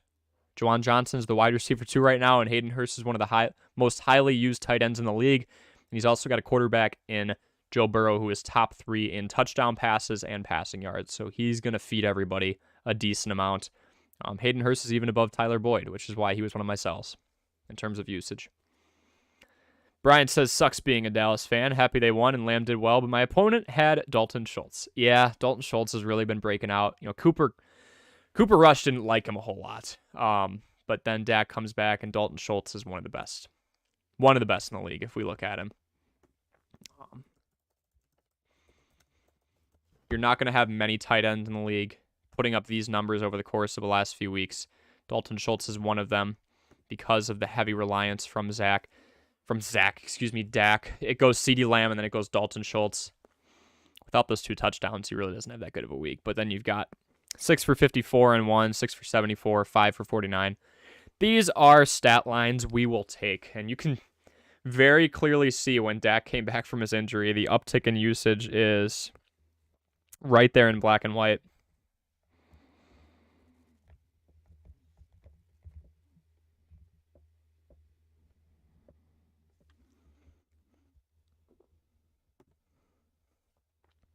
What other questions do you guys have for me? Three Walketeers, welcome in, man. Start 2. Rachaad White, Antonio Gibson, Christian Kirk, Miles Sanders, Dameon Pierce, Courtland Sutton, Treylon Burks. Good pickup on Treylon after having that nice week. He's got some optimal matchups coming up. Anybody in the AFC South has optimal matchups. I'm really not a big fan of any of those defenses. Outside of maybe the run defense or the Titans is pretty solid, but Jaguars defense doesn't scare me. Neither does the Texans. Neither does the Colts, except for their pass defense a little bit. So starting 2, Rachaad White's got a great matchup this week, man. Christian Kirk is a top 10 wide receiver. So we've got a couple more new people in here. George, my first time seeing you in here. Welcome, my friend. Answering the Three Walketeers question right now. We're starting 2, Rachaad White. Let's take a look.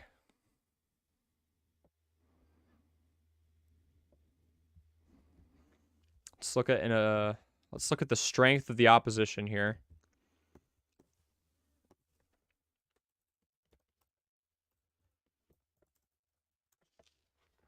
Rachaad White's got that pass-catching upside that not many people talk about. You know, the Buccaneers pass the ball more than anybody else in the league, and typically in pass-heavy offenses, I'm not a big fan of running backs, but if you have a pass-catching offense that utilizes the running back, that was the big appeal with Leonard Fournette. That's the big appeal, and it will be the big appeal with Rachaad White. In limited snaps, very limited. He's got 20 receptions already. An extra 33 points when you look at his yards as well. So Rachaad White going up against a Cleveland defense, allowing 4.8 yards per carry. I do think that the Buccaneers can pull away with that game. So that's another one where I feel like game script-wise, down the stretch, they're going to go run heavy. So we've got plenty of questions here. Keep popping them in, guys. I'll get to all of you. Rachaad White is very enticing. Dameon Pierce, Courtland Sutton, Treylon Burks. Let's look at those last 3. I apologize if I'm kind of going out of order within your comments here. I do appreciate you commenting, though. Treylon Burks against that secondary of the Bengals is going to be a pretty tough matchup to me, so I'm not going to go there. Relatively healthy. Jesse Bates on the back end. Courtland Sutton against the Panthers. I like that a decent amount, especially with Jerry Jeudy still being out. So we'll consider Courtland Sutton. We'll consider Rachaad White. Antonio Gibson going up against the Falcons. Atlanta does have a mid-tier run defense, allowing 4.4 yards per carry here, if I'm looking here. And then we've got Christian Kirk going up against the Ravens, one of the most vulnerable secondaries in the league. The Ravens are bottom 10 in yards through the air allowed. PPR standpoint, we're going to want a pass catcher in there, so I really do like Christian Kirk. Miles Sanders in that run-heavy offense of the Eagles going up against the Packers team. It's allowing about 4.5 yards carry. You've got a lot of really good matchups here, my friend. Treylon Burks is going to be out right away. Dameon Pierce, it depends on how much the Texans want to stick to their identity. This is for the Three Walketeers. They ran the ball a ton against Philadelphia because they knew that was their weakness. Even when they were down multiple possessions, they went run heavy. We are starting to see Dameon Pierce, probably part of the future of this Texans team, really a diamond in the rough out of Florida. If you look at some of his old tape, I have no clue how he fell that far in the draft. I don't think that against the Dolphins, you're going to see them use him a ton because they'll probably go down and they got to go throw heavy. Yes, it is Kyle Allen. He's going to get the usage that most running backs with a healthy dosage of touches will get. Regardless, I think against the Miami Dolphins, it's going to end up being a throw-heavy scheme down the stretch. Let's take out Pierce. Let's take out Burks. So now we are with Rachaad White, Antonio Gibson, Christian Kirk, Miles Sanders, and Courtland Sutton. That run-heavy offense of the Eagles is enticing to me, especially if they can get up early and often on the Green Bay Packers, and they end up going run-heavy to try and get out of there. Miles Sanders, man, that's a pretty enticing one. Rachaad White's more enticing against that Cleveland run defense, allowing 4.8 a carry, though. Antonio Gibson still wrestling that role away from Brian Robinson, but I do think it is his. He's got so much pass-catching upside. And Antonio Gibson is more proven than Rachaad White in terms of just being a pure pass catcher.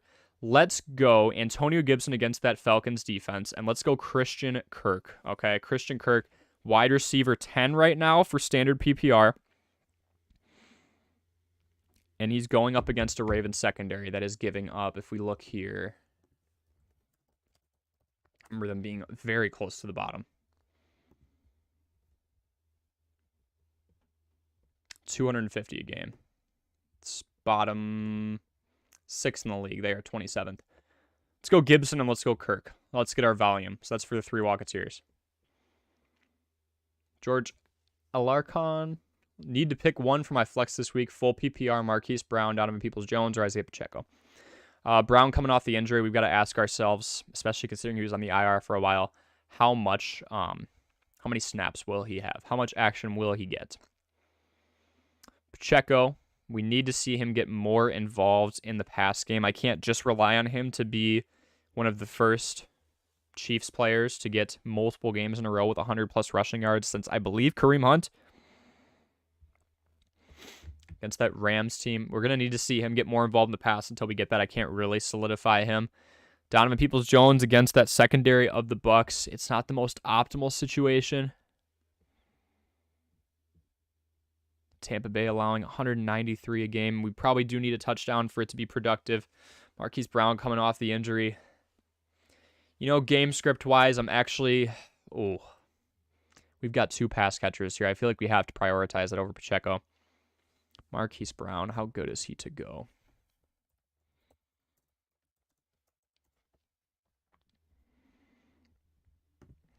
It seems like he's going to be completely good to go. I know he was cleared yesterday.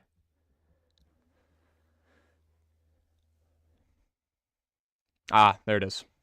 Kingsbury said that Brown will likely be on a pitch count of sorts in his first action since week 6. I don't think we want somebody getting limited action. So even though it is a tough matchup against the Browns, against the Bucs, I think I'm going to go Donovan Peoples-Jones. Out of those 3, George, we want a pass catcher in PPR. We want those extra points. If we look at Isaiah Pacheco, he's not a 2-way running back by my classification quite yet.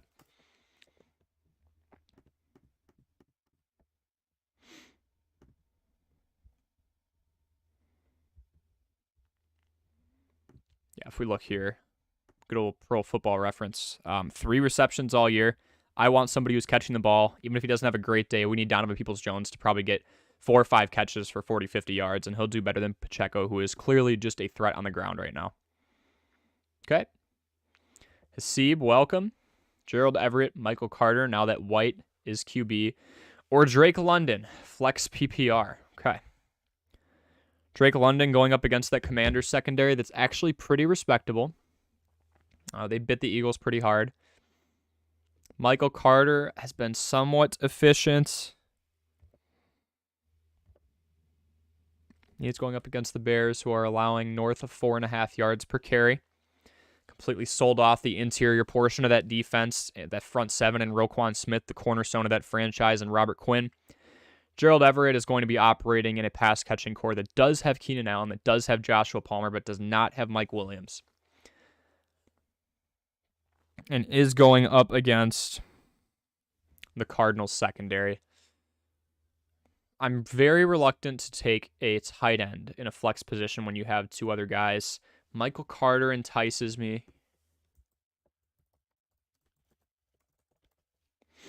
And I appreciate all of you stopping in the stream on this Saturday night. My name is Corey. This is Armchair Athletes. And my big theme here is I am just doing your fantasy football homework ahead of time for you.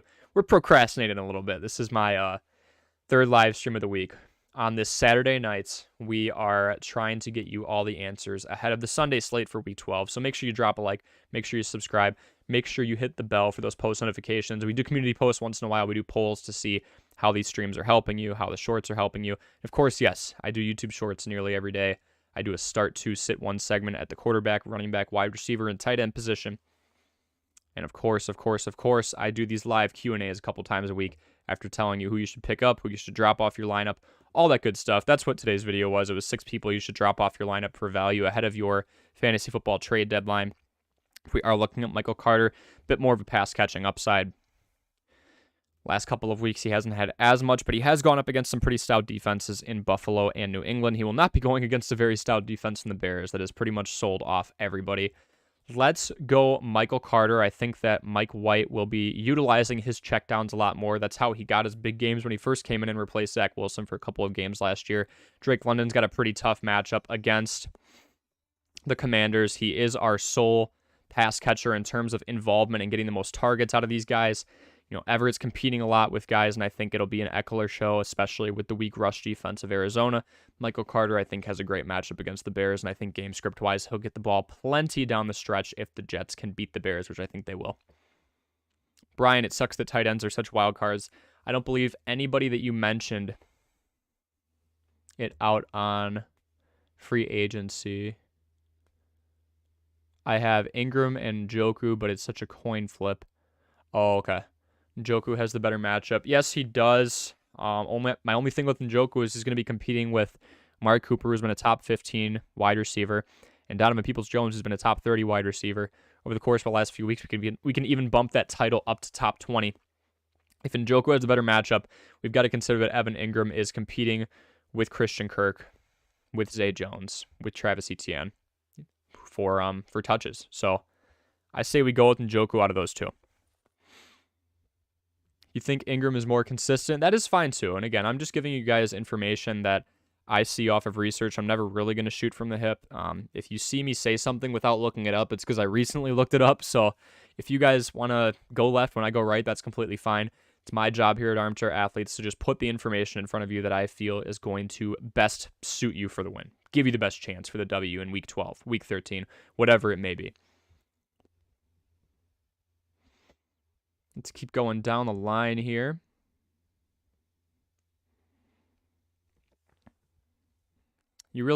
Both of those guys, Brian, Ingram and Njoku, have had very nice weeks this year. It's just the tight end market's really tough. Outside of guys named Travis Kelce, Mark Andrews, and George Kittle, you're kind of just spitballing for who's hot right now and trying to get away from who's not.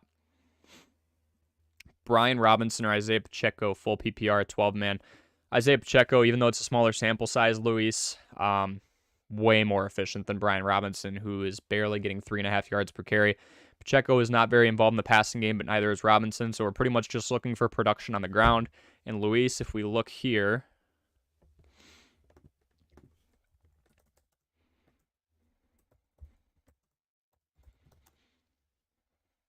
and really the rush defenses that Isaiah Pacheco faces in his division are pretty easy in the Chargers and the Raiders. The Broncos bite a little bit more, but neither of these guys are pass catchers, Luis. So we are just looking for a running back who's going to get us as many yards as possible on the ground.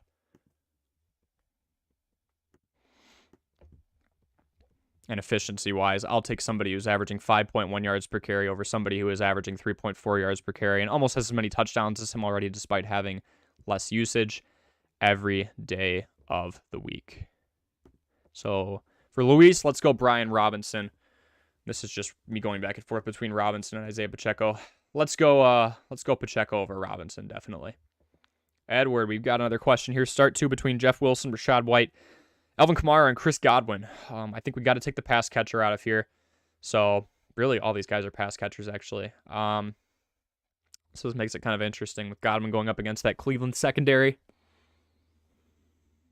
Alvin Kamara's got a pretty tough matchup. Rachaad White does not. I love the Rachaad White matchup this week. It's just tough because is he proven, right? Jeff Wilson's got a great matchup as well against the Texans. Game script-wise, let's go Jeff Wilson. And then we need a pass catcher regardless, and that's everybody who we have left. Kamara's got a really tough matchup against the 49ers, so I am between Rachaad White and Godwin. Let's definitely go Jeff Wilson, game script-wise and efficiency-wise. Wilson's been super efficient. I think that the Dolphins should win by a mile. That's why they're 14-point favorites against a Texans team that, let's be honest, folks, they're just going for the number 1 overall pick. Let's go Jeff Wilson, and it's the most pass-heavy offense in the league in Tampa Bay. Let's go Chris Godwin. Purple Cat, full PPR, and need a flex. Let's go between Isaiah Pacheco, Miles Sanders, and Rachaad White. Thoughts and why? I am afraid of White being a bust like Tony last week. Kadarius Toney just got hurt. That's all it was. Kadarius Toney wasn't getting used a whole lot before he got hurt, but it's tough. Anytime you have someone get injured, all you need is one good series where they get 4 or 5 catches and a touchdown, and it's a nice day for him. So wouldn't call Toney a bust. He just got hurt. If we want to go with somebody who's proven, I don't hate the other two at all. I don't hate Pacheco, and I don't hate Sanders. Sanders is in one of the most run-heavy offenses in the league. If we look here, a stat I love to look at, guys. Run-pass ratio. Who is running the ball the most? We know it's Chicago. Sitting in there at number 5 is the Philadelphia Eagles. Miles Sanders is a running back on a winning football team, a team that is 9-1, that already runs the ball more than 80% of the league. That's something I'm a big fan of. Isaiah Pacheco's in a bit more of a pass-heavy offense, and usually I wouldn't mind that, but he hasn't caught a whole lot of balls this year, so that's another thing we really need to consider. So I think I am leaning Miles Sanders against that Packers defense, Purple Cat. I agree with you. I think Rachaad White's got a very enticing matchup this week against the Browns. They allow 4.8 a carry. We need somebody who's proven it. I think Sanders, on a team that wins a lot, so game script-wise, he's going to get those carries down the stretch, and on a team that has a great offensive line that has allowed him to get plenty of usage, he's top 10 in rushing attempts, so opportunity. We talk about availability, opportunity, productivity. Miles Sanders has crossed all three off compared to these two young guys who still need to prove themselves a little bit more. Pacheco, I need more passing upside before I pull the trigger on him. Let's go Miles Sanders out of those three for Purple Cat. Titans CW, pick 1 for flex, Treylon Burks, Christian Watson, Devontae Smith, and George Pickens. Smith probably going to be going up against either Eric Stokes or Jair Alexander. Stokes hasn't had that good of a year, so not too worried about that. Christian Watson going up against a really tough secondary. And again, I think it's going to be a run-heavy scheme. As much as I love Christian Watson outside of the red zone targets, which he only needs one to have a good day. Not the most optimal matchup. George Pickens going up against that tough secondary in Indianapolis. Whole defense in Indianapolis is really solid. It's a shame they're 4-6-1 right now. Treylon Burks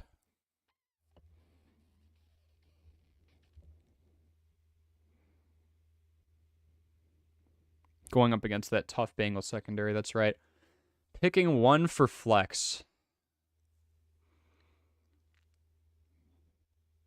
And Devontae Smith, that wide receiver 2. Same with George Pickens. Watson is that fill-in 2, and Burks. We're really looking at a ton of wide receiver 2s. The team that's going to pass the ball the most out of all those is probably going to be the Steelers. And yes, it is a tough secondary in the Indianapolis Colts, but I do think that the Colts take that game because the Steelers are just developing a ton in a ton of different areas, especially with Kenny Pickett. I think Pickett is going to get on the same page as Pickens, and he has been as of late. If we look here,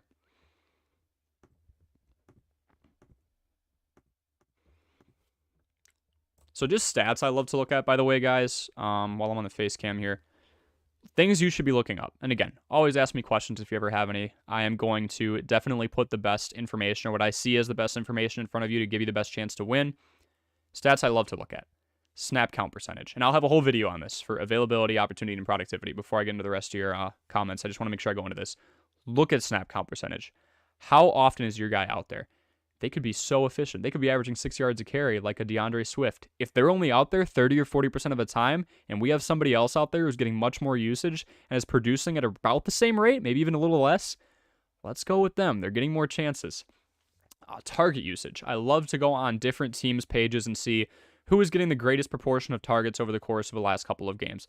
I'm about to do that with George Pickens for Titans CW. Who is getting the most looks? And then on top of that, we can look at catch percentage. We can look at something that I was looking at with Tyler Boyd earlier. Where is it? Great stat. Snaps per target. Out of the snaps that they are out there, how often is somebody, when they're healthy, getting looks? Something I love to look at.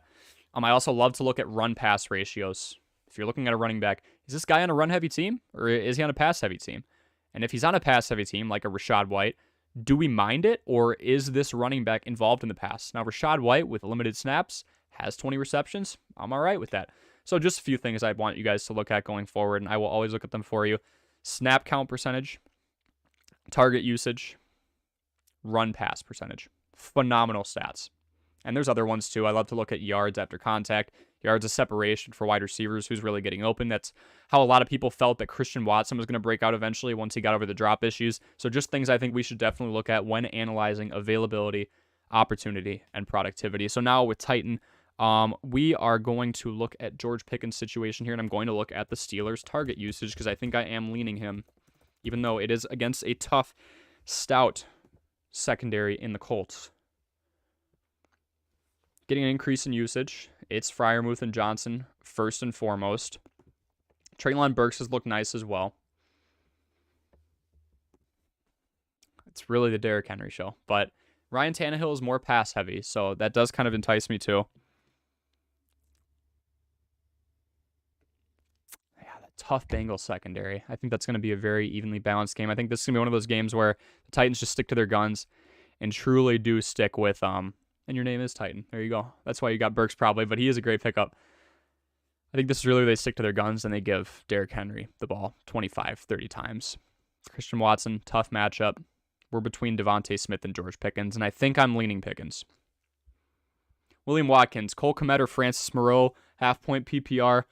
Kmet is on a team that runs the ball more than anybody else, William. The Bears throw the ball 40% of the time. Maybe Fields is out there. Maybe he isn't. Regardless, I expect David Montgomery to be the only guy on that team to really see his value spike over the course of the next few weeks, especially with Khalil Herbert out. So I'm going to go with Francis Moreau. Cole Kmet has a lot of hype. He had 5 touchdowns over the course of the last couple of weeks. We need to see consistent target usage, and we just haven't seen that. With Francis Moreau, at least we know he's on a losing, and they're both losing football teams, but at least we know he's on a losing football team that's going to go throw heavy towards the end. The difference between the Bears and the Raiders, while they both lose a lot, the Bears just continue to run the ball until the game is done, no matter what the score is. It's how they get yards. They average more rushing yards than anybody out there.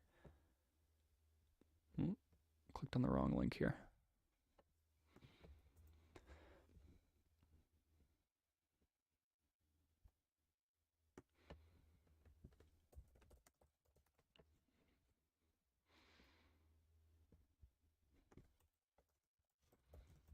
Sorry, folks. Just looking up a site real quick. There we go.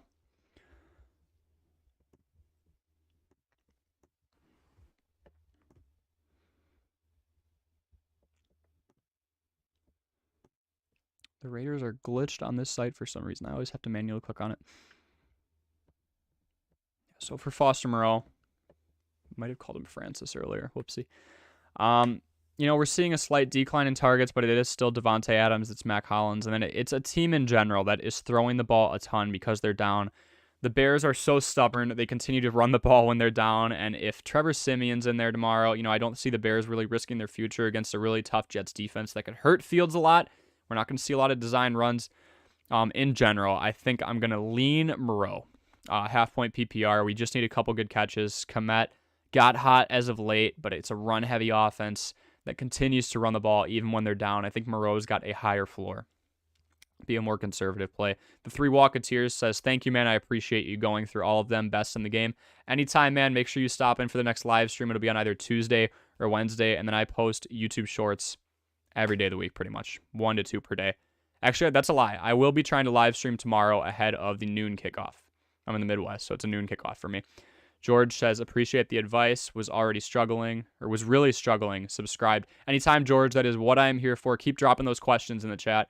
The Joker says, Deebo Samuel with his hamstring injury lingering, or Cortland Sutton, full PPR. Let's go Cortland Sutton. He's on a losing football team, game script-wise. They will throw it a ton late, and Cortland Sutton is operating in a wide receiving core where I think I just checked this, but I'm going to make sure before I open my mouth. Yeah, Jerry Jeudy's out, and KJ Hamler. So let's go with Cortland Sutton. More usage. Deebo, with that hamstring injury, we're seeing much more usage with Brandon Ayuk anyway. And with the two-headed backfield of Christian McCaffrey and Elijah Mitchell, I don't see Deebo getting a ton of design runs, although he did have a nice one for like 37 yards last week that was really fun to watch as a fantasy owner. With the hamstring injury, I think this team is deep enough where Deebo's probably going to be on a pitch count, much to the similarity of Hollywood Brown. Going to be on a pitch count, and the ball is going to go to talent in other areas on the offense. Leighton Alvarez, welcome to the chat, man. Welcome to the stream. For my 2 running back and 1 for flex, I have Rachaad White, Jeff Wilson Jr., Jonathan Taylor, Travis Etienne, and then I also have Amari Cooper. Nice team. Very nice team.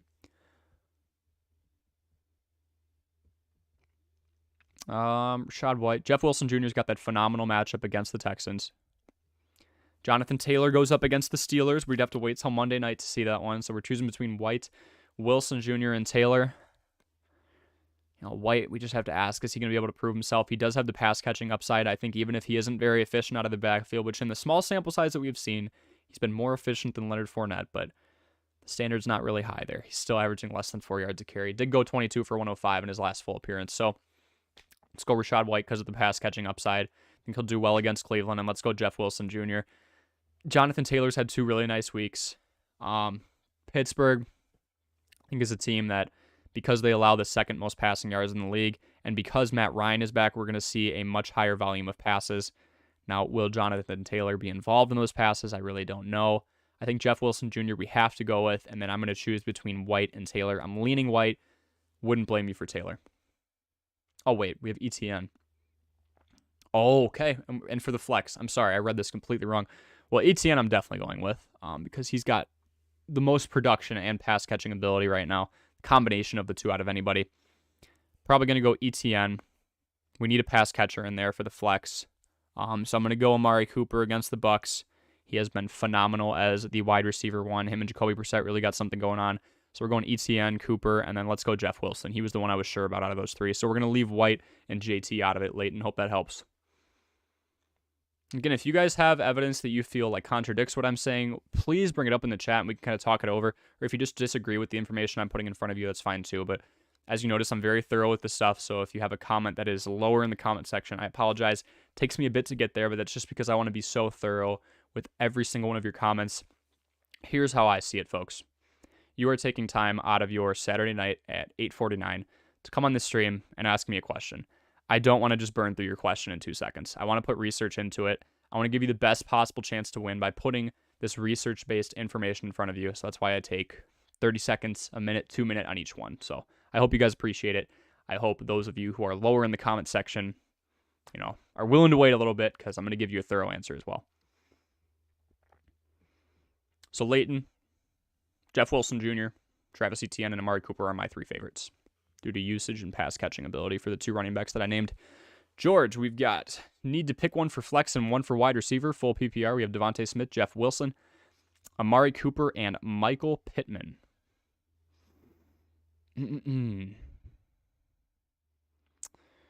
All right. Devontae Smith, again, I think that run-heavy offense is really going to lean on Miles Sanders against a Green Bay team that allows over 5.5 or 4.5 yards per carry. 5.5, that'd be crazy. So let's steer away from Devontae Smith. One flex and one wide receiver. Jeff Wilson's been super efficient, and I do think, I keep saying this game script-wise, against that Texans team that allows 5.1 yards a carry, is probably going to lose this game. That is probably going for the number 1 overall pick right now. Jeff Wilson could easily get 20 to 25 touches. Somewhere between Amari Cooper and Michael Pittman. We're between a guy going up against the Bucs secondary and Michael Pittman, who is going up against the Steelers secondary. I like Michael Pittman. Matt Ryan is a high-volume passer. He is going to throw the ball a ton. If we look here, the 2016 MVP, although he's getting older, he still likes to sling it. So, win, lose, or tie, Matt Ryan's going to throw the ball a ton. And we've seen it time and time again, right, guys? Like, even coming back, look at this. 41, 58, 44 attempts, 28 attempts, 32 attempts. These are things that we just love to see. So, his lowest amount of passing attempts this year is 28. Mr. Michael Pittman's going to get his chances. So, George, I am leaning Jeff Wilson, and I am leaning Michael Pittman. Because it's a flex in a PPR, I wouldn't hate it if you replace Jeff Wilson with Amari Cooper. We want pure pass catchers. Devontae Smith's in a run-heavy scheme against the Packers, so I'm going Michael Pittman, and then I'm either doing Jeff Wilson or Amari Cooper with him. Amari Cooper's got a tougher matchup. Kevin Valentine, what it do, baby? What should I do about this weather tomorrow in Cleveland? Yeah, I thought that was going to come up. I mean, I still think it's going to be a run-heavy scheme, but Brady has thrown in bad weather before. He threw against, I think it was the Titans or the Bills forever ago. I think it was the Titans where he blew them out like 50-something to nothing. Had plenty of passing touchdowns.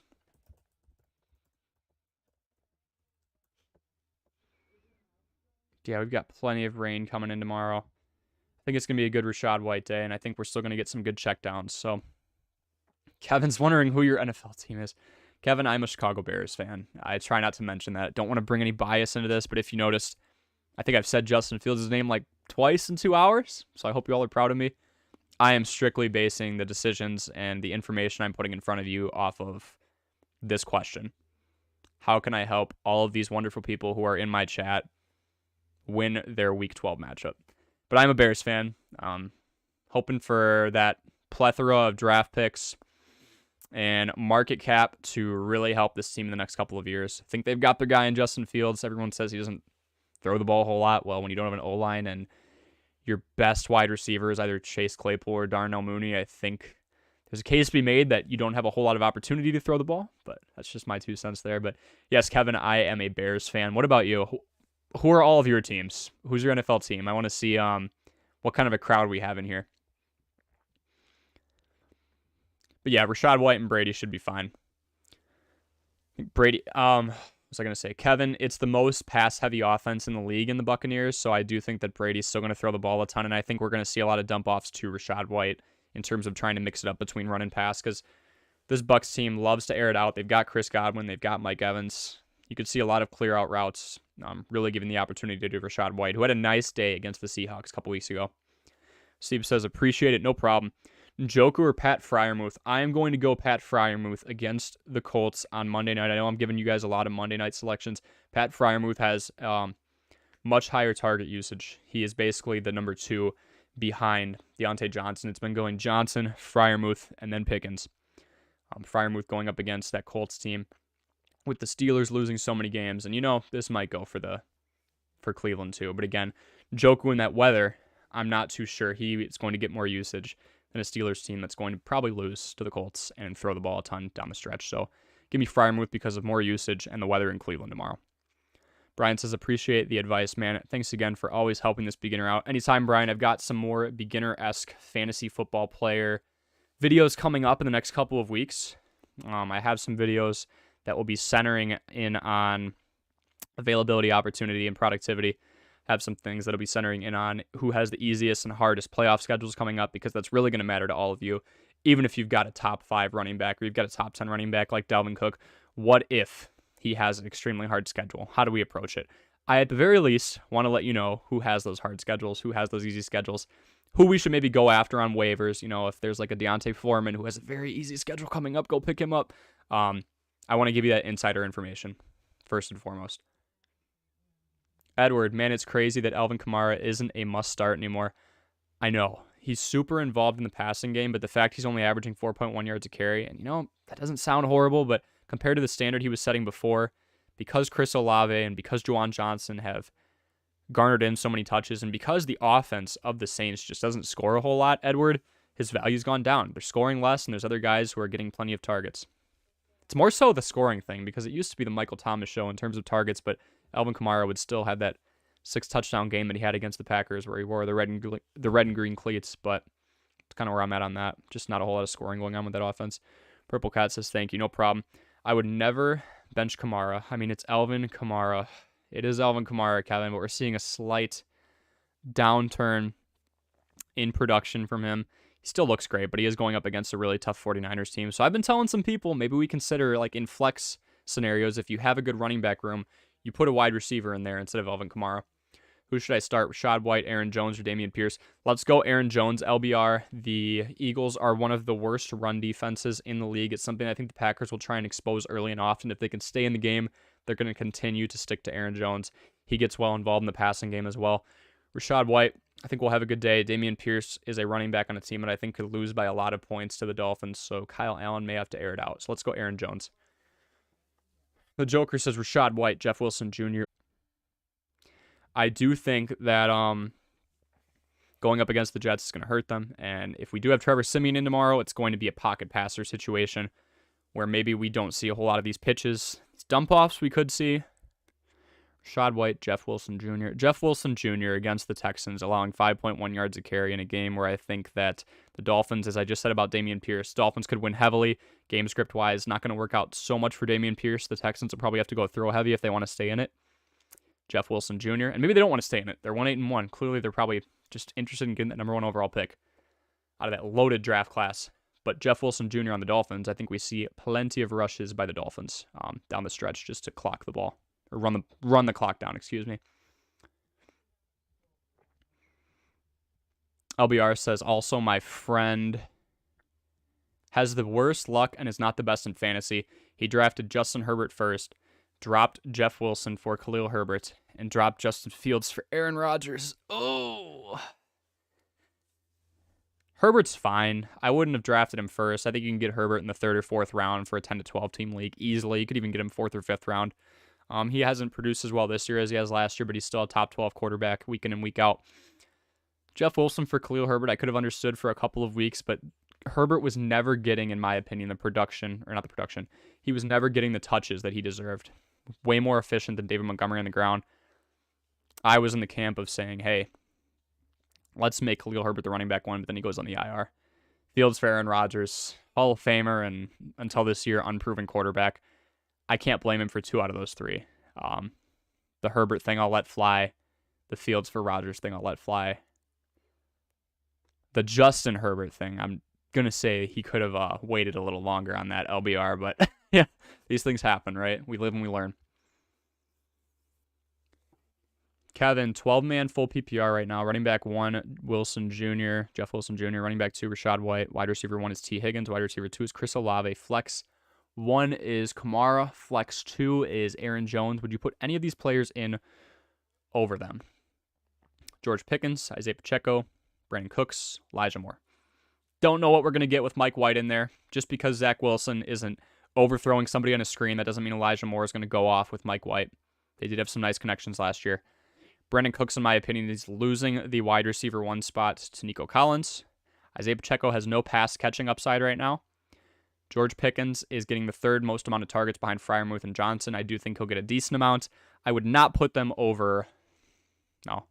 Yeah, Aaron Jones is going to get plenty of action against a Eagles team that has the Achilles heel of a bad rush defense. Alvin Kamara is Alvin Kamara. There are some people I would pick over him, but nobody on that list.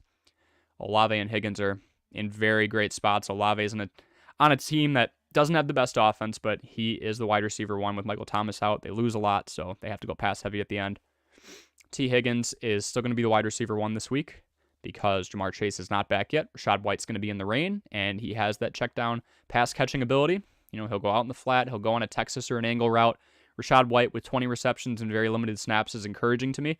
Jeff Wilson Jr. is going to have a great game script against the Texans because I think that they will get blown out. The Texans will. So let's just go with that lineup, Kevin. I like it. 3 Walketeers says he's a Texans fan. Yeah, so we're kind of in the same boat, man. We're just competing for the number 1 pick at this point. That's our Super Bowl. LBR, I hate to admit it, but I'm a Cardinals fan. Lots of upside, man. You've got some great guys. It's just been injuries. When Marquise Brown is out, DeAndre Hopkins is in, vice versa. That's just kind of what we have to deal with right now is injuries, but plenty of talent. I'm a big Kyler Murray guy, so I think you guys will be fine. Kevin says, I am from Boston, so I'm a Pats fan. Don't disrespect the GOAT, N'Keal Harry. N'Keal Harry needs to get used more, Kevin. He had a nice touchdown a few weeks ago, and now I wanted him to do well against the Pats. Now he's not getting used a whole lot. He's 6'4". I think we need to use him more. He's not getting a whole lot of snaps. Titan says, thank you for the help. I'll be tuning in more often to watch your stuff because you actually put effort into your answers. Titan, that's what it's all about. I'm going to do the research and get the information to all of you that I believe is going to give you the best chance to win in Week 12, Week 13. And then in the offseason, folks, stick around. I'm going to be doing some mock drafts. I'm going to be doing plenty of videos just reacting to different performances we saw this year. I'm probably going to have a whole video dedicated to Geno Smith, or at least one mentioning him, because nobody saw this coming. What does it mean for us going forward? We've got a quarterback in his low 30s who has had this resurgence. Is he going to get re-signed? Anytime there's a contract renewal, a free agency signing, a trade, anything like that, you'll see me covering it. You'll see me covering 5 quarterbacks, running backs, wide receivers, and tight ends you should draft for the next 5 years, giving you long-term reassurance. Those guys, when they're available in the draft, that you can just press the green button on and not even think twice about it. Plenty of off-season content coming, so no problem, Titan. I've got plenty of content going for the rest of this season, throughout the playoffs, and beyond into 2023. I'm super excited to help all of you out. Kevin says, guys, don't forget to smash the like button. I appreciate it, Kevin. Praise says, pick 3 between Tyler Lockett, Juju Smith-Schuster, Chris Godwin, and Latavius Murray. Ooh, Latavius Murray's got a nice matchup against the Panthers. However, if we're talking standard PPR, who do we pick him over, right? Tyler Lockett. It's hard for me to take a running back who we haven't seen, and he's 32. So we have to ask ourselves, okay, is Kieran Williams going to get a decent amount of those touches? He does have the best yards per carry average, although it's a super small sample size of any running back on that team. Melvin Gordon wasn't producing. Javonte Williams is hurt. Seahawks against the Raiders. I love Lockett against that Raiders secondary that gives up more of anything than anybody in the league pretty much.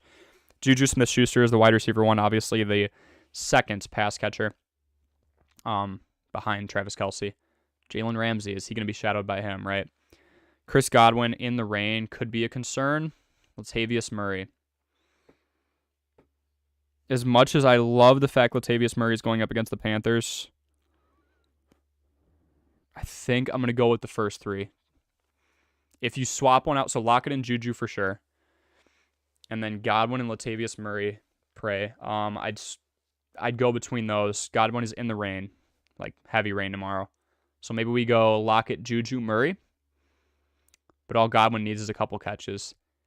I'll be curious to see, because if Rachaad White is not that you're in PPR, okay.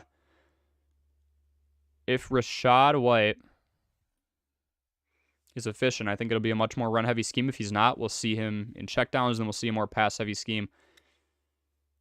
I don't want to vote against the rain here. Mother Nature, if it ends up being really ugly tomorrow, I think Godwin doesn't do great. He is the number 1 wide receiver right now. He has more, or a lower snaps per target rate than anybody else on that team. Oh, man.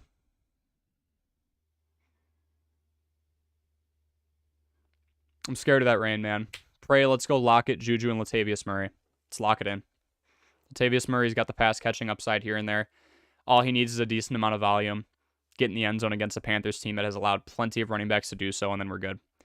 LBR says, I have been subscribed for over a month, and I am really thankful for you, man, answering all my questions and having the patience to sit there helping everybody. God bless. Anytime, LBR, that's what I'm here for. That's why I sit on here for a couple of hours. I just want to grow this audience as much as possible and push out as much helpful content as possible to help all of you get those W's in fantasy. Nothing feels better, especially when you're working with friends or family, or, you know, if you have a league with coworkers, getting the bragging rights and maybe making a little bit of cash as well. So just trying to put that information in front of you. Our goal here is to out-research our competitors. More times than not, we're going to win if we do that. So no problem, LBR. I appreciate you coming into the stream pretty much every time. Kevin says, N'Keal honestly fits the Bears scheme really well. Great at blocking. Maybe convert him to a tight end. Oh, we're thinking like a Kelvin Benjamin thing here. Or what was his name? Booger McFarland was like, oh, he's a Popeye's biscuit away from being a tight end. I could see that, Kevin. What the Bears are doing, Kevin, is they're getting those big wide receivers. They're getting, you know, Economius St. Brown is 6'5". N'Keal Harry is 6'4", 6'5". Chase Claypool is 6'4", 6'5", somewhere in there. They're great run blockers, but they're also great, you know, go up and get it wide receivers. This Bears team, even though they run the ball more than anybody else in the league, when they pass it, they love to take shots. And having those tall wide receivers who can go up and get it, high point the ball, like a N'Keal Harry, who was a first-round pick, by the way, which I'm sure you know, is going to help him a lot. So I hope they can use him more in the pass-catching game, but he's a great blocker, too. Okay, I'm in PPR. Team is just stacked. Yeah. Lockett's weather is clear as well as Godwin's. Well, Godwin's playing Cleveland, and it's supposed to rain. Yeah, pray. Shoot me your full team. Can we get T. Higgins in the end zone this week? Dude is racking up the yards. It's frustrating, right? I mean, it's basically Jamar Chase minus the touchdowns. T. Higgins has been a phenomenal fill-in wide receiver 1. He was the wide receiver 1 before Jamar Chase got drafted, before Joe Burrow was even there. I really do like T. Higgins. He just needs to get touchdowns. I agree. It's frustrating. That's frustrating. One of those Clemson wide receivers. Excuse me, no. He was in with Joe. Okay, I wanted to look that up myself. I wanted to make sure I had it. He was a rookie when Joe Burrow was a rookie, so he came in a year before Jamar Chase. Lockett's weather is clear as well as, yeah.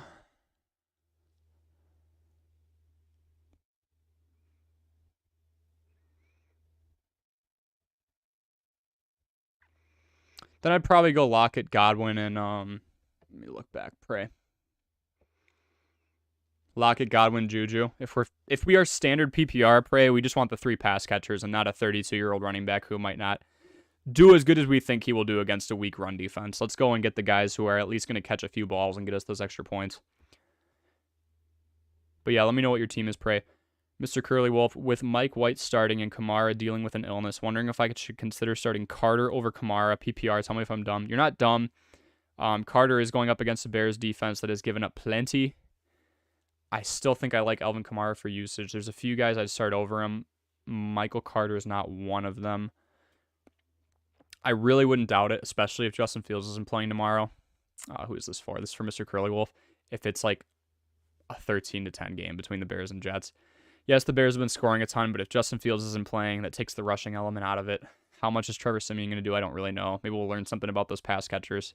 Light rain, if any. Let's go with the 3 pass catchers then for Prey. I would still go Kamara. It's going to be a tough game, but I think there's a better chance that Kamara still shows out and gets a couple of nice catches against the 49ers, as opposed to Carter just snapping on the Bears. No problem, Mr. Curly Wolf. Anytime. Make sure you guys all drop a like. I appreciate all of you coming into the stream. This is one of the better streams we've had in terms of just people coming in, asking questions. I don't think Fields is playing tomorrow either, Kevin. I mean, why would they play him? And they just activated the Bears. They just activated Nathan Peterman off the IR. Typically, when you bring the third guy up, it means the first guy isn't playing, especially when you're debating on whether or not someone's going to play because of an injury. So thank you, Kevin. Yeah, so might be a lower scoring game tomorrow. Not going to lie.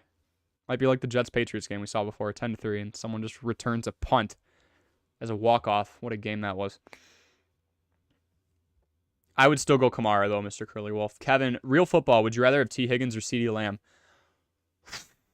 If we look at different aspects, pure speed, I'm taking T. Higgins. Hands, I am taking CeeDee Lamb. Route running, they're both pretty close. I'm taking CD. I'm going to take CD for this reason, okay? And not to say that T. Higgins doesn't do this. Something I've noticed watching CeeDee Lamb ever since he's come into the league, he always knows where his feet are. He's always able to rack the ball in, make super difficult catches, pin the ball anywhere on his shoulder or back. And for you guys who don't really know me, I want to be a broadcaster. I broadcast for a summer collegiate baseball team, so I'm very into just analyzing sports in general. So I like the real football questions. I'm more than just a fantasy football channel. I'm going to try and branch out and post some more general sports stuff too. But Kevin, I like CeeDee Lamb.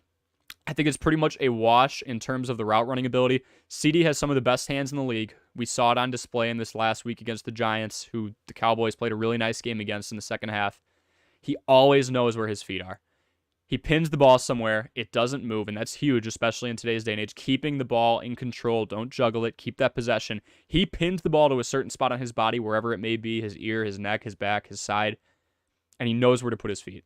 CeeDee Lamb's just awareness, innate route running ability, speed. I think CeeDee Lamb is the more complete wide receiver. T. Higgins is a heck of a pass catcher, though. I mean, he is one of the better wide receivers in the league. He is a wide receiver one on, I would say, like half the teams in the league. Just happens to share the same team as, or share the wide receiving room with Jamar Chase. So I'm going to go CeeDee Lamb. Pray, we got your team here. Tua, CMC, Derrick Henry, Chris Godwin, Terry McLaurin, Tyler Higbee, Tyler Lockett, Juju Smith-Schuster, Ryan Suckup. 49ers defense bench is Kyler Murray, Gus Edwards, Darius Slayton, Evan McPherson, and Justin Herbert. Nice deep lineup, man. Looking at the weather as of now, Cleveland not looking like it's going to be awful. Okay, if it's just drizzling, that's fine. Going to be light rain, if any. Thank you for the updates, guys. Again, I've been streaming for a couple hours. I haven't been looking at that weather too much. I did see the rain icon, and somebody mentioned it in the chat, so that made me think it was a little worse than it was. Vegas spread moving to the Jets side, too. Yeah. Backup quarterback play tomorrow. We've got Mike White versus Trevor Siemian, what we were all looking for. My team is stacked, huh? Did you see it? I did see it, Prey. I'm assuming you got a really good record. I'm assuming all of you are going to do great. I hope that all of you had a great Thanksgiving, and I hope all of you do phenomenal in Week 12. As I said before, I'm Corey. This is Armchair Athletes. I see it as my job to do as much fantasy football homework as I possibly can. Let's see what we got, Prey. I went Latavius Murray, not Kyler, but there's too many people with Murray as their last name. Oh, that's okay. You have Latavius Murray instead of Kyler. That's okay. I know. Same thing with Herbert. Anytime I hear Khalil Herbert or Justin Herbert, with how well Khalil Herbert was doing as of late. But I'm going to wrap up the stream there, guys. Thank you all so much for tuning in. If you have any additional questions, drop those in the chat. Once this video is archived, drop them in my YouTube shorts, drop them in a recent video. I am looking at that chat around the clock. I want to make sure that I answer all of your questions as thoroughly as possible, as I hope I did today. 8-3. I traded Fournette for CMC in Week 3. That is a W, Prey. Good stuff. Brian says, played Jamal Williams already, and James Conner's on the bench, hoping Conner doesn't play well to make me feel better. I'm a big sell on Conner. He's not very efficient at all. Got CMC and Zach Ertz in week 3 for Fournette. Zach Ertz getting hurt kind of sucks, but CMC for Fournette's great. Have a good night, boss, says Kevin. Yep. Thank you guys so much for tuning in. I really appreciate all the interaction. I hope all of you have a phenomenal night. I hope all of you get those dubs in week 12. We'll stream ahead of the kickoffs tomorrow.